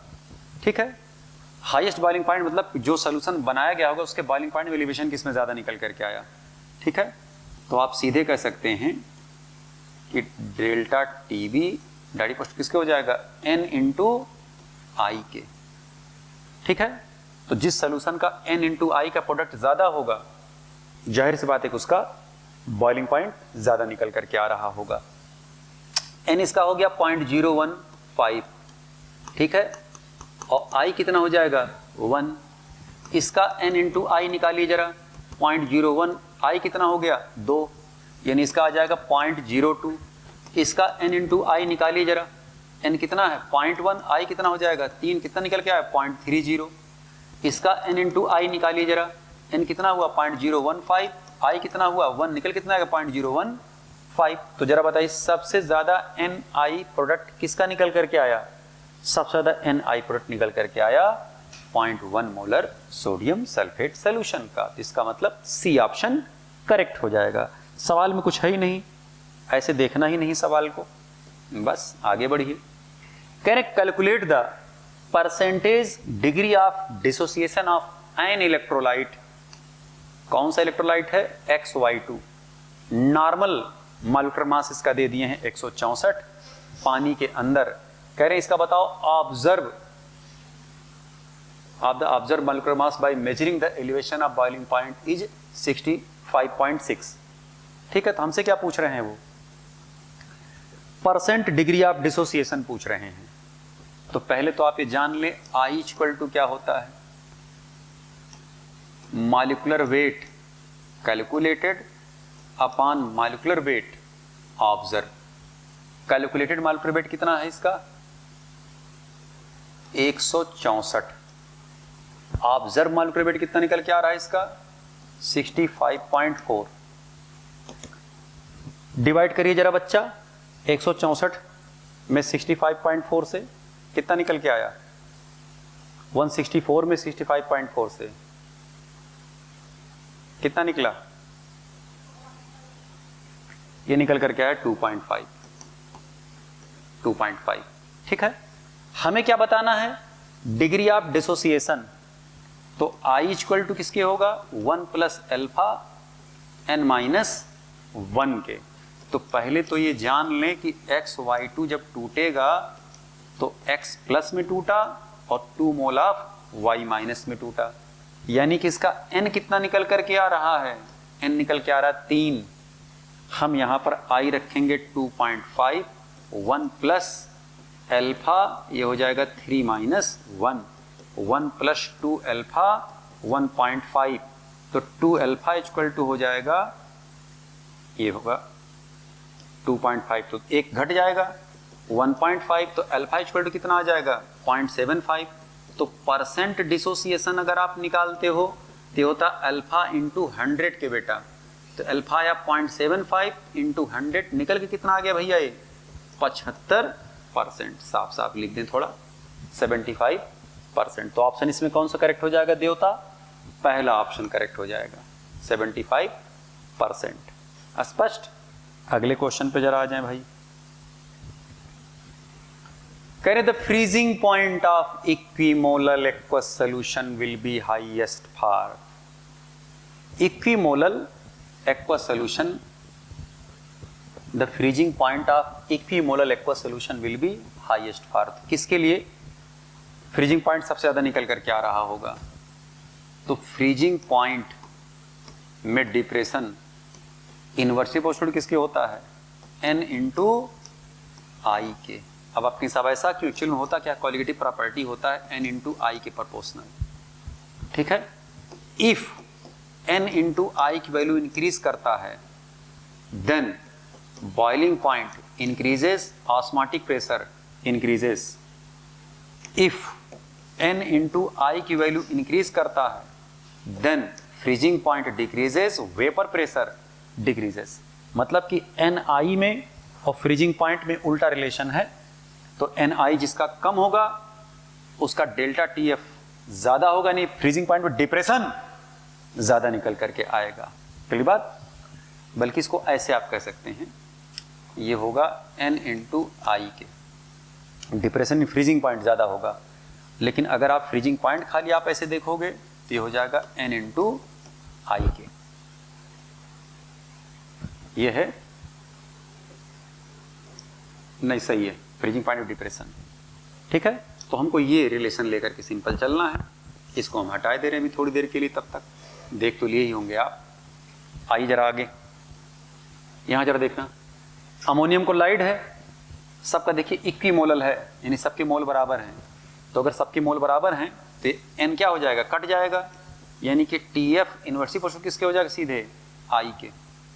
इसका I है 2, इसका I है 3, इसका I है 4 और इसका I है 1। टूट ही नहीं रहा है। सबसे ज्यादा फ्रीजिंग पॉइंट किसका आएगा, ग्लूकोज का आएगा। 32 के बाद 33 नंबर सवाल करें। कह रहे an ideal solution has two components A and B। कोई आइडियल सोल्यूशन है जिसमें दो कंपोनेंट A और B हैं। कह रहे A is more volatile than B। कह रहे A ज्यादा वोलाटाइल देन B है। आप जरा ध्यान दीजिएगा, जैसे A और B है, ठीक है, ये है मोर वोलाटाइल। ठीक है, मोर वोलाटाइल मतलब कि इसमें उड़ने की टेंडेंसी ज्यादा है। तो जाहिर सी बात है क्या होगा, ये ज्यादा उड़ेगा, ज्यादा उड़ेगा तो ये वेपर ज्यादा बनाएगा, वेपर ऑफ ए मोर होगा, ज्यादा ऊपर पाया जाएगा, तब मोल फ्रैक्शन इसका क्या हो जाएगा, कम। लिक्विड के अंदर इसका XA, ऊपर इसका YA, YA भैया। तो जाहिर सी बात है जिसका वोलेटाइल नेचर ज्यादा होगा ये वेपर ज्यादा बनाएगा, यानी कि YA इज ग्रेटर देन किसके आ जाएगा, तब XA के आएगा। इसमें देखिए कोई ऑप्शन करेक्ट है, चाहे Y ग्रेटर देन XA, चाहे कहें XA is less than YA, तो ऑप्शन कौन सा करेक्ट हो जाएगा, सेकंड ऑप्शन करेक्ट हो जाएगा। अगला क्वेश्चन देखें, कह रहे 1% weight by volume calcium carbonate solution is ionized to the extent of 80%. The osmotic pressure at 27 degree centigrade of the solution will B. ठीक है, एक कैल्शियम कार्बोनेट है भैया, ये ध्यान रहे। ऑस्मोटिक प्रेशर इक्वल टू होता है I into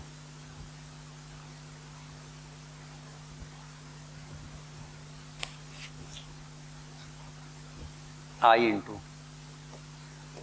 M into R into T के। तो I इसका कितना होगा नहीं पता, I निकालिए पहले इसका। I equal to 1 plus alpha N minus 1। Calcium carbonate अगर देखें तो 2 आयन जनरेट करेगा, ठीक है, 2 आयन जनरेट कर रहा है। तो I इक्वल टू 1 प्लस कितना परसेंट डिसोसिएट कर रहा, 80%, 0.8, 2 माइनस 1 हो जाएगा। तो I इक्वल टू हो जाएगा, ये हो गया 1.8। तो हम यहाँ रखेंगे भैया 1.8। कंसंट्रेशन जब आप निकालोगे 1% W/V है ना, तो हो जाएगा wait of solute 1 gram, molecular weight 100 होगा, weight upon molecular weight into 1000 upon volume कितना है, वॉल्यूम 100 ml है, क्योंकि 1% दे रहे हैं ना W/V। इसका मतलब हुआ कि 1 ग्राम इन 100 ml ऑफ सोल्यूशन, ठीक है, इंटू R 1/12। टेम्परेचर कितना हो जाएगा 300, मॉलिक्यूलर वेट 100 होगा कैल्शियम कार्बोनेट का। क्लियर बात। तो यहाँ से जब आप पाई निकालोगे तो निकल करके आएगा 4.5 एटमॉस्फियर। ये एकदम एग्जैक्ट आंसर आएगा, सेकंड ऑप्शन करेक्ट होगा, चेक कर लीजिएगा। अगला क्वेश्चन देखें। अकॉर्डिंग टू, अब देखिए यहां पर हेनरी लिखा है, हेंटी नहीं लिखा है, इसको सही कर लीजिएगा। ये है HENRYS, Henry's law. The solubility of gas in A given volume of liquid increases with increasing. ठीक है, तो आप अच्छी तरीके से जान लें, जब हम किसी गैस को लिक्विड में डिसॉल्व करते हैं तो कौन कौन सी वैल्यू नेगेटिव या कौन कौन सी वैल्यू पॉजिटिव आती है। तो याद रखें, डेल्टा H इसका निगेटिव होता है, डेल्टा G इसका निगेटिव होता है, डेल्टा S इसका निगेटिव होता है, तीनों वैल्यू निगेटिव होते हैं। क्लियर? और कंडीशन कौन सी होती है?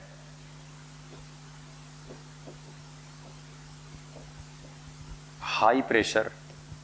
टेम्परेचर कैसा होता है? Low temperature.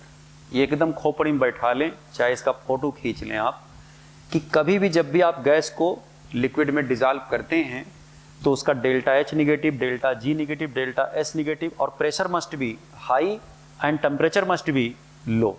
इसका मतलब क्या है कि प्रेशर डायरेक्ट क्वेश्चन किसके हो गया? सॉल्युबिलिटी ऑफ गैस के, सॉल्युबिलिटी ऑफ गैस के। जितने ज्यादा आप प्रेशर बढ़ाओगे गैस उतना ज्यादा डिसॉल्व होगा। और अगर आप टेम्परेचर देखते हो तो इनवर्सिटी प्रोपोर्शनल किसके होगा? सॉल्युबिलिटी के। क्यों इनवर्सिटी प्रोपोर्शनल जा रहा है? क्योंकि सोल्यूशन का गैस का डिसोल्यूशन सॉल्वेंट के अंदर कैसा है? एक्सोथर्मिक है। तो अगर एक्सोथर्मिक होगा तो टेम्परेचर घटाओगे तो सॉल्युबिलिटी बढ़ेगी, टेम्परेचर बढ़ाओगे तो सॉल्युबिलिटी घटेगी। तो कह रहे साहब किसके बढ़ाने से सॉल्युबिलिटी बढ़ रही होगी? तो टेम्परेचर बढ़ाने से सॉल्युबिलिटी घटेगी और प्रेशर के बढ़ाने से बढ़ेगी। तो ऑप्शन कौन सा करेक्ट हो जाएगा? बी, सेकंड ऑप्शन करेक्ट होगा। अगला देखें भैया, the mole fraction of O2 in air. Air में मोल फ्रैक्शन 0.2 है। The number of moles of O2 from air dissolved in 100 mole of water at 298 kelvin and 10 atmospheric pressure etch. ध्यान से आप देखें,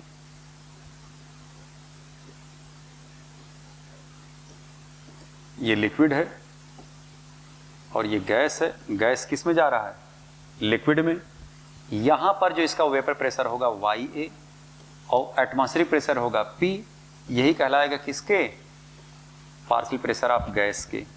अंदर इसका मोल फ्रैक्शन होगा XA,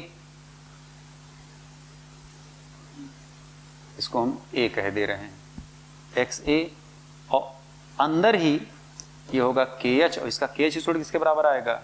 PA के। नीचे लग रहा है हेनरी लॉ, ऊपर लग रहा है डाल्टन्स लॉ। फार्मूला आप पढ़ते हैं कि PA equal to KH into mole fraction of gas के। इस PA की जगह हम क्या रख सकते हैं? ये वैल्यू ला करके हम पुट कर सकते हैं। तो ये हो जाएगा YA into P equal to KH into XA। ये फार्मूला आप लगा सकते हैं। ये एयर में है गैस और ये लिक्विड में है गैस। लिक्विड में जब गैस आएगा तो राउल्ट्स लॉ, एयर में जब गैस होगा तो डाल्टन्स लॉ। और ये पार्शियल प्रेशर ही है, कितना लगना होगा? टोटल प्रेशर बाहर का इंटू उस गैस का मोल फ्रैक्शन, क्योंकि ढेर सारे गैस एयर में होते हैं ना। अब देखिए इसी फार्मूले का हम इस्तेमाल करने चल रहे बेटा, फार्मूला लगाने चल रहे हैं। अब देखिए मोल fraction of O2 in air कितना है? 0.2। प्रेशर बाहर का कितना दे दिए भैया? 10 एटमॉस्फेरिक प्रेशर, ये है 10। KH कितना दे दिए हैं? 4 इंटू 10 की पावर 4 एटमॉस्फेयर। और हमसे क्या पूछ रहे हैं कि एयर से कितना O2 गैस डिसॉल्व हो रहा, कितना मोल। तो यहां पर रख देंगे मोल्स ऑफ O2। इसके जगह पर ध्यान दीजिएगा, जब हम XA निकालेंगे तो यहां पे moles of O2 upon moles of O2 plus moles of water, इसको हम निगलेक्ट करके चलते हैं। ये इसमें अप्रॉक्सीमेशन लिया जाता है, इस बात का आप ध्यान रखिएगा। सब आपको पढ़ाया गया है क्लासरूम के अंदर कि क्यों ऐसा किया जाता, पूरा डिराइव किया गया था वहां पर बेटा। क्लियर? तो moles of O2 upon moles of water कितना दिया गया भैया? ये 100 मोल है। तो यहां से जब आप मोल्स ऑफ O2 निकालेंगे तो निकल करके आएगा मोल्स ऑफ O2, ये आएगा देखिए 5 × 10⁻⁻3। चेक कर लीजिए, बिल्कुल आसान आसान सब सवाल हैं। आप सबको फार्मूला डायरेक्ट रटाया गया है तो हम ड्राइव इसलिए कर दे रहे हैं।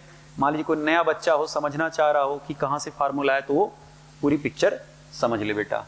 अगला क्वेश्चन देखिए 37 करें। अब देखिए बड़ा प्यारा सवाल था, इसमें बहुत लोग इसको गलत किए हैं। इस क्वेश्चन को बहुत लोग रिएक्शन को बैलेंस ही नहीं कर पा रहे थे, हालांकि रिएक्शन बिना बैलेंस के भी लग सकता था ये सवाल।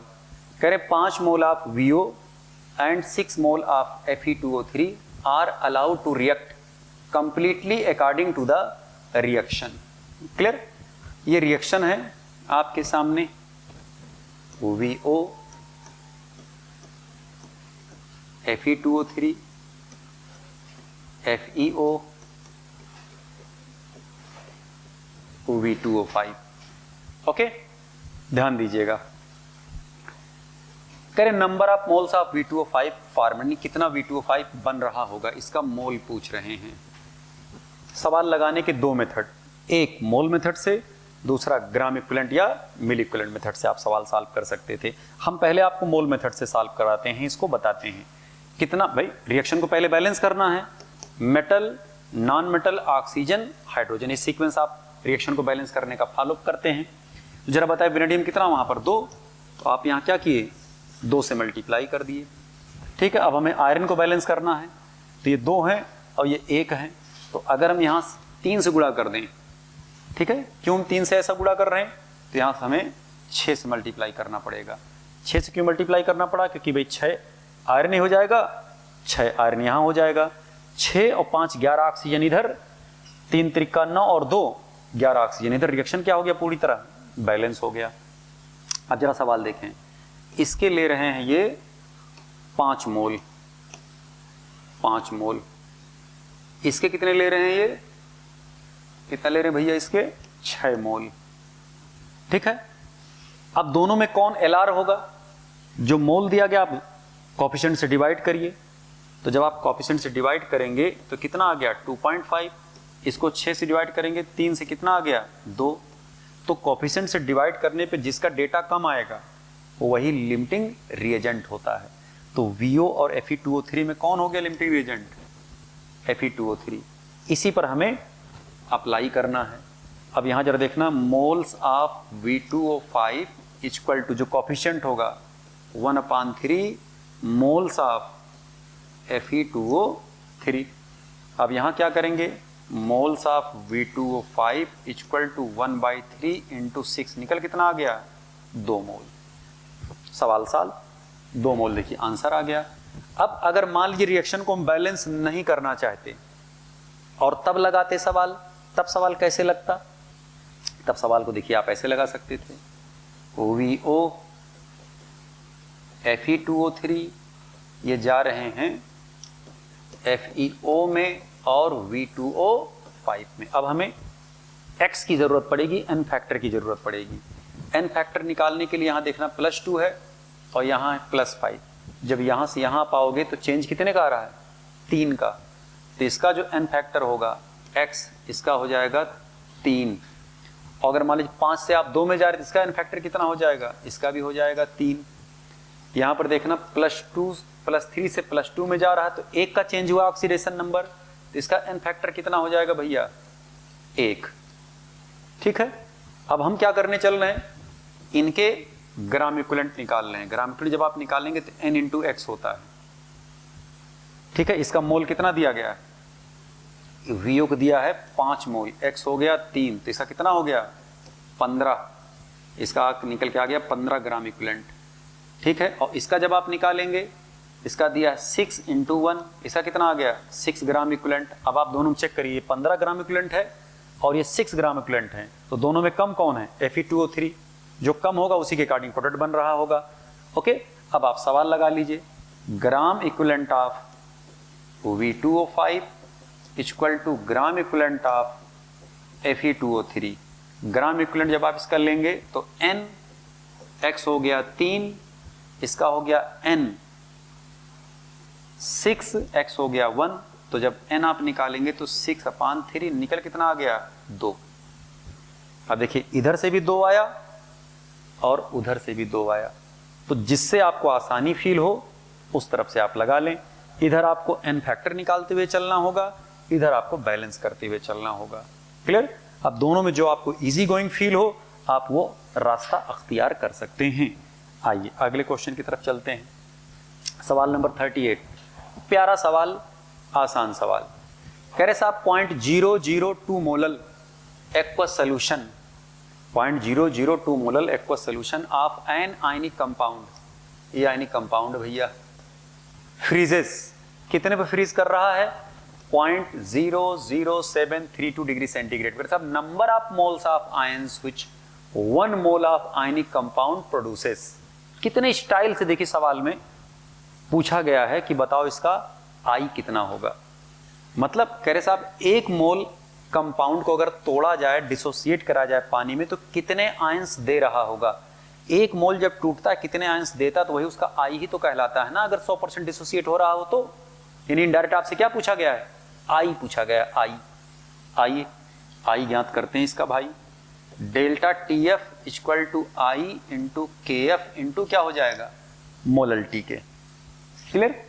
डेल्टा टी एफ कितना दिए लल्ला, ये हो जाएगा 0.00732, ये हो गया आई। के एफ कितना दिए हैं 0.0020, और मोलल्टी कितनी दिए भैया, कितना मोलल सोल्यूशन है, कितना मोलल सोल्यूशन है 1, नहीं अच्छा मोलल्टी ही ये दिए हैं, ये हो जाएगा आई, और के एफ कितना हो जाएगा 1.86, और मोलल्टी हो जाएगा 0.0020। तो आई इक्वल टू हो गया भैया 0.00732 अपॉन 1.86 इंटू 0.0020, तो हो जाएगा, अगर इसको 18 मान ले, 18 दूना 36, 36 दूना 72, यानी आई 2 निकल कर क्या रहा होगा। आई 2 निकलने का मतलब ही कितने आयन प्रोड्यूस कर रहा होगा, 2 आयन प्रोड्यूस कर रहा होगा बेटा। इसमें ऑप्शन कौन सा करेक्ट हो जाएगा, ए। स्पष्ट? अगले क्वेश्चन पे आ जाए भैया।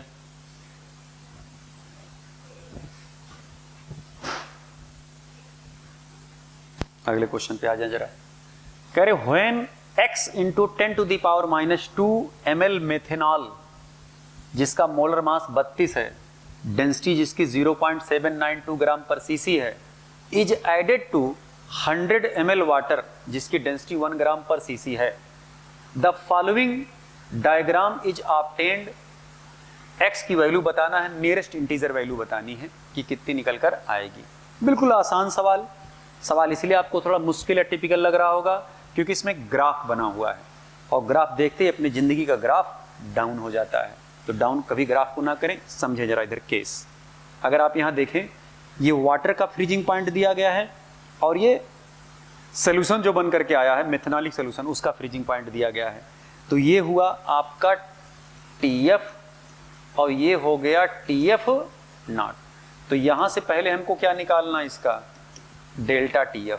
तो जब आप डेल्टा TF निकालेंगे तो TF नॉट और TF नॉट में से TF की वैल्यू घटाएंगे, तो हो जाएगा 273.15 माइनस 270.65। जरा इसको घटाइए, देखिए कितना निकल कर क्या रहा है, 2.5। चेक कर लो भैया, जो बता रहे हो हम लिख दे रहे हैं चुपचाप। 2.5, 5 5 10 0, हाँ ठीक 2.5, ठीक है। अब जरा यहाँ आ जाएं। डेल्टा TF इक्वल टू होता है KF into molality W1 upon M1 into 1000 upon weight of solvent in gram. अब जरा देखें सवाल। डेल्टा TF हमारा निकल के आ रहा है 2.5, KF की वैल्यू कितनी है 1.86, और W1 कितना रखना है, जरा ध्यान दीजिएगा। हम W1 के जगह पे लिखेंगे डेंसिटी इनटू वॉल्यूम, क्योंकि हमें ml दिया गया है लिक्विड का, वेट नहीं दिया गया है। तो इसकी डेंसिटी कितनी है भैया, मेथेनॉल की डेंसिटी है 0.792 इंटू वॉल्यूम कितना है x into 10 to the power -2, ये हो जाएगा x into 10 to the power -2 into 1000 upon molecular weight, ये हो जाएगा 32, और सॉल्वेंट का मास कितना दिए हैं, कह रहे हैं साहब 100 ml पानी में डिजॉल्व किया जा रहा है। तो जब आप सॉल्वेंट का आप डेंसिटी इंटू वॉल्यूम करोगे तो डेंसिटी हो गया 1, वॉल्यूम हो गया 100, तो सीधे हो गया कितना 100 ग्राम। तो यहाँ हम कर दे रहे हैं भैया 100 ग्राम, ठीक है। तो जब आप यहाँ से x निकालोगे तो 543 निकल कर आएगा, चेक कर लीजिएगा। स्पष्ट। अगले क्वेश्चन पर चलते हैं 41। The osmotic pressure of solutions of PVC in cyclohexanone at 300 Kelvin are plotted on the graph. The molar mass of PVC is gram per mole. Nearest integer value given R 0.083 रखना है, इतना litre atmosphere पर kelvin पर मोल। Slope आपको दे दिया गया। बड़ा प्यारा सवाल और आसान सवाल। देखें जरा भैया सवाल को, लगाते हैं हम लोग। देखें जरा इधर, यहां पर हमें पाई दिए हैं और ग्राम पर लीटर में बात कर रहे हैं, ध्यान रहे। पाई इक्वल टू होता है m into R into T के, ठीक है। यही पाई इक्वल टू हो जाएगा वो वेट अपान वॉल्यूम किस में होगा, लीटर में, इंटू आर टी अपान क्या हो जाएगा m। जब आप यहाँ वॉल्यूम लीटर में ले लिए हैं तो अब आपको यहाँ 1000 रखने की जरूरत नहीं है, याद रखें, क्योंकि यहाँ ग्राम पर लीटर में कंसंट्रेशन दिया है।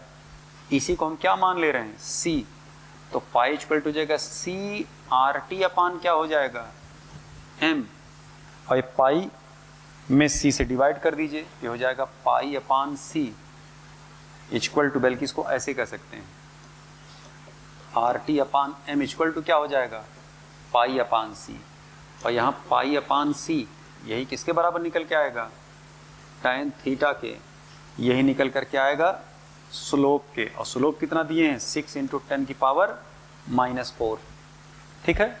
तो हम इसके जगह पर स्लोप लिख सकते हैं, ये हो जाएगा R T upon M equal to किसके हो जाएगा स्लोप के। आर की वैल्यू हो गई 0.083। टेम्परेचर कितना हो गया भैया, ये कितना डिग्री लिया टेम्परेचर, 300 केल्विन लिए हैं, 300 केल्विन अपान हो गया कैपिटल M, और स्लोप कितना हो गया 6 इंटू 10 की पावर -4। यहाँ से M निकाल लीजिए भैया, M निकालेंगे तो 41,500 आ रहा होगा। चेक करके देख लीजिए, बिल्कुल एकदम इजी गोइंग क्वेश्चन है। अगला क्वेश्चन देखें। 1 molar aqua solution of an electrolyte A2B3 कितना टूट रहा भैया, ये मात्र 60% टूट रहा है। कह रहे boiling point of this solution at 1 atmospheric each, यानी आपको क्या बताना है, बॉइलिंग पॉइंट बताना है। क्लियर, ध्यान दें। Delta TB equal to I into K B into, जरा देखना, इंटू होगा मोलरिटी के, ठीक है। डेल्टा टीबी हमको बताना है, पहले तो इसका आई निकालें जरा हम। आई इक्वल टू हो जाएगा 1 प्लस अल्फा n माइनस 1 के। जरा बताइए इसका n कितना होगा, 3 और 2 कितना हो जाएगा 5। क्यों, क्योंकि A2B3 को जब आप तोड़ोगे तो हो जाएगा A प्लस 3 B माइनस 2, इसके हो गए 3 मोल, इसके हो गए 2 मोल। जरा जोड़िए, n कितना आ गया 5, n आया 5।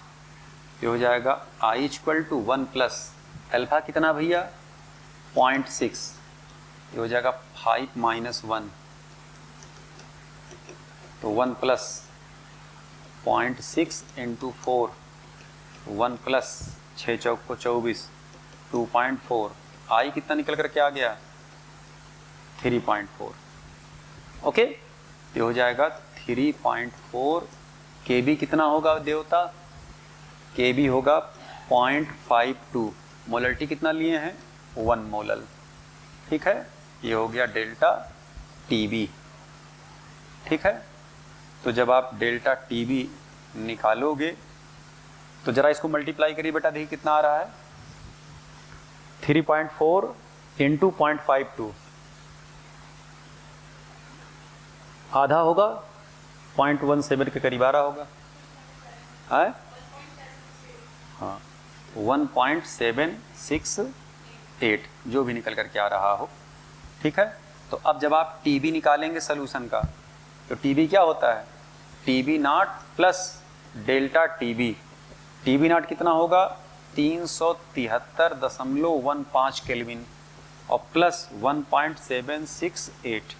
जब आप इसको निकालेंगे तो लगभग निकल के आएगा 375 केल्विन के। ऑप्शन कौन सा करेक्ट हो जाएगा, ए। चेक कर लें भैया, कुछ है ही नहीं सवाल में। अगला क्वेश्चन कह रहे the solubility of A gas do not follow. Gas की सॉल्युबिलिटी कौन से साइन को फॉलो नहीं कर रहा होगा। अभी आपको पीछे बताया गया कि गैस का डिसोल्यूशन सॉल्वेंट के अंदर अगर देखेंगे तो उसका डेल्टा एच निगेटिव आता है, डेल्टा एस निगेटिव आता है, डेल्टा जी निगेटिव आता है। तो देखिए ये फॉलो करेगा, ये फॉलो करेगा, ये फॉलो करेगा, ये फॉलो नहीं करेगा। स्पष्ट। अगला क्वेश्चन देखें भैया, 43rd नंबर क्वेश्चन। ये भी देखिए, एक बच्ची सवाल हमसे पूछने आई थी बेंजोइक एसिड वाला केस। पढ़िए जरा सवाल। कह रहे molecules of benzoic acid dimerise in benzene. Benzene में क्या कर रहा है, डाइमराइज कर रहा है। W gram of the acid dissolved in 30 gram of benzene shows a depression in freezing point equal to कितना, 2 केल्विन। करें if the percentage association of acid to form dimer in the solution is कितना है, 80%। अगर ये dimerise कर रहा है, associate कर रहा है, देन W कितना निकल कर आ रहा होगा, delta TF equal to I into KF into W1 upon M1 into 1000 upon weight of solvent in gram. ये फार्मूला हुआ। सबसे पहले हम इसमें क्या निकाल लें भैया, I निकालिए। 1 plus alpha 1 upon n minus 1। सवाल उठता है 1 अपॉन n माइनस 1 क्यों हम कर रहे हैं, क्योंकि ये एसोसिएशन का केस है, डिसोसिएशन का केस नहीं है। तो हो जाएगा 1 प्लस कितना परसेंट एसोसिएट कर रहा, 80%, 0.8, 1 अपॉन 2 माइनस 1, डाइमर बना रहा है ना बेटा। ये हो जाएगा 1 माइनस 0.4, निकल कितना आ जाएगा 0.6, यानी कि I इक्वल टू आ गया 0.6। I कभी भी अगर 1 से कम आ रहा है, इसका मतलब वहाँ एसोसिएशन हो रहा होगा, पार्टिकल घट रहे होंगे। ये हो जाएगा 0.6, ठीक है। और डेल्टा TF कितना निकल के आ रहा है भैया, 2 केल्विन है। KF कितना है 1, अच्छा 5 है। ये W1 निकालना है, ये हो जाएगा 1000 upon molecular wait benzoic acid का कितना हो जाएगा भाई, बेंजोइक एसिड का मॉलिक्यूलर वेट, बेंजोइक एसिड का मॉलिक्यूलर वेट ये हो गया C6H5COOH। ये हो जाएगा 12 छक 72, 72 78, तो 78 में से एक घट जाएगा, 79, नहीं 77 हो जाएगा। 12 छक 72, 577 हो जाएगा। कार्बन का हो गया 12, ये हो गया 32 और 1 7 5 दिया है मॉलिक्यूलर वेट। अरे हम भी ठप हैं एकदम, जब 122 दिया है तो फर्जिम कहाँ निकाल लें। और W2 कितना दिया, कितने ग्राम दिया डाला जा रहा है इसको, 30 ग्राम में।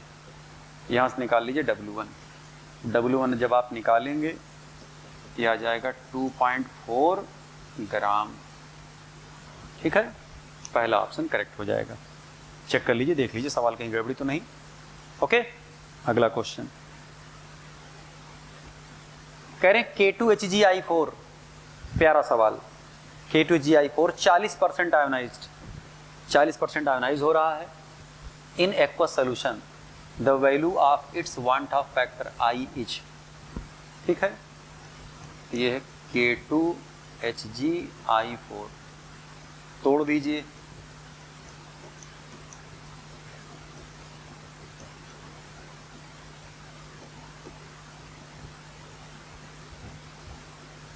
K2HgI4। अब जरा ध्यान दीजिएगा, इसके कितने मोल बने? 3 मोल, 2 इसके 1 इसके, ठीक है। अब यहां जरा इसका I निकालिए आप, 1 प्लस 0.4 3 माइनस 1, तो कितना निकल के आ गया? 1.8। कैसे भाई? 2 हुआ, 4 दूना 8, 8 1 कितना हो गया? 1.8। जब आप यहाँ से क्या निकालना है आपको? The value of its want of factor I. तो वांट ऑफ फैक्टर आई कितना निकल गया? 1.8। सीधे ही आंसर आ जाएगा। वांट ऑफ फैक्टर तो पूछा जा रहा है। 45 number question, last number question, अंतिम सवाल। आइए, कह रहे हैं वी हैव 3 एक्वस सोल्यूशन। हमारे पास 3 एक्वस सोल्यूशन हैं। किसके हैं? सब NaCl के हैं और सबका कंसंट्रेशन अलग अलग लिया गया है, ठीक है। तो कह रहे हैं साहब NaCl solution of concentration A, B, C। A का कंसंट्रेशन कितना दिया गया है? 0.1 मोलर। B का कंसंट्रेशन कितना दिया गया है? 0.01 मोलर। C का कंसंट्रेशन कितना दिया गया? 0.001 मोलर, ठीक है। इसमें कुछ बता नहीं रहे हैं ये कि NaCl कितना टूट रहा है, तो हम ये मानकर चलेंगे कि NaCl 100 के 100% टूट रहा है। NaCl solution completely dissociated. याद रखिएगा, अगर कंप्लीटली डिसोसिएट करता है इलेक्ट्रोलाइट तो उस केस में आई कंसंट्रेशन पर डिपेंड नहीं करता। तब इस केस में जो आई ए का, आई बी का और आई सी का होगा वो सब क्या होगा? बराबर। और अगर यही इनकम्प्लीट डिसोसिएशन हो रहा होता तो आई जो है डायरेक्ट प्रोपोर्शनल किसके होगा? अल्फा के। और अल्फा किसके प्रोपोर्शनल होता है? डाइल्यूशन के। और डाइल्यूशन इनवर्सली प्रोपोर्शनल किसके होता है? कंसंट्रेशन के। यानी कि आई और कंसंट्रेशन में तब उल्टा रिलेशन होता, तो जिसका कंसंट्रेशन सबसे ज़्यादा होता उसका आई सबसे कम निकल करके आता। लेकिन यहाँ पर कुछ दिया नहीं है तो हम कंप्लीट डिसोसिएशन मानकर चलेंगे। ये बात हम अपनी तरफ से नहीं कह रहे भैया, ये सब NCERT की किताब में आपके दिया गया है। ये सब किताब में लास्ट में बुक में आपके दिया गया है। बस इतने ही क्वेश्चंस थे। 45 क्वेश्चन अब आप खुद देखिए। 45 क्वेश्चन आपने जल्दी से किया। इस 45 क्वेश्चन में क्या कुछ था जिस पे आप बहुत परेशान हो? बिल्कुल आसान था। ऐसे ही अगला टेस्ट जब होगा तो वो भी क्वेश्चंस सारे ट्रिकी और सारे आसान होंगे। उसमें कुछ क्वेश्चंस 1-2 ऐसे होंगे जो आपके जे लेवल के भी हो सकते हैं क्वेश्चंस अंदर। क्यों? क्योंकि जो पेपर आपका जिस लेवल का आ रहा है उस लेवल के क्वेश्चंस पूछा जाना जरूरी है बेटा। क्लियर? तो अगले टेस्ट के लिए आप तैयार रहिए। अगला टेस्ट अल्टरनेट संडे को फिर लिया जाएगा। Thank you.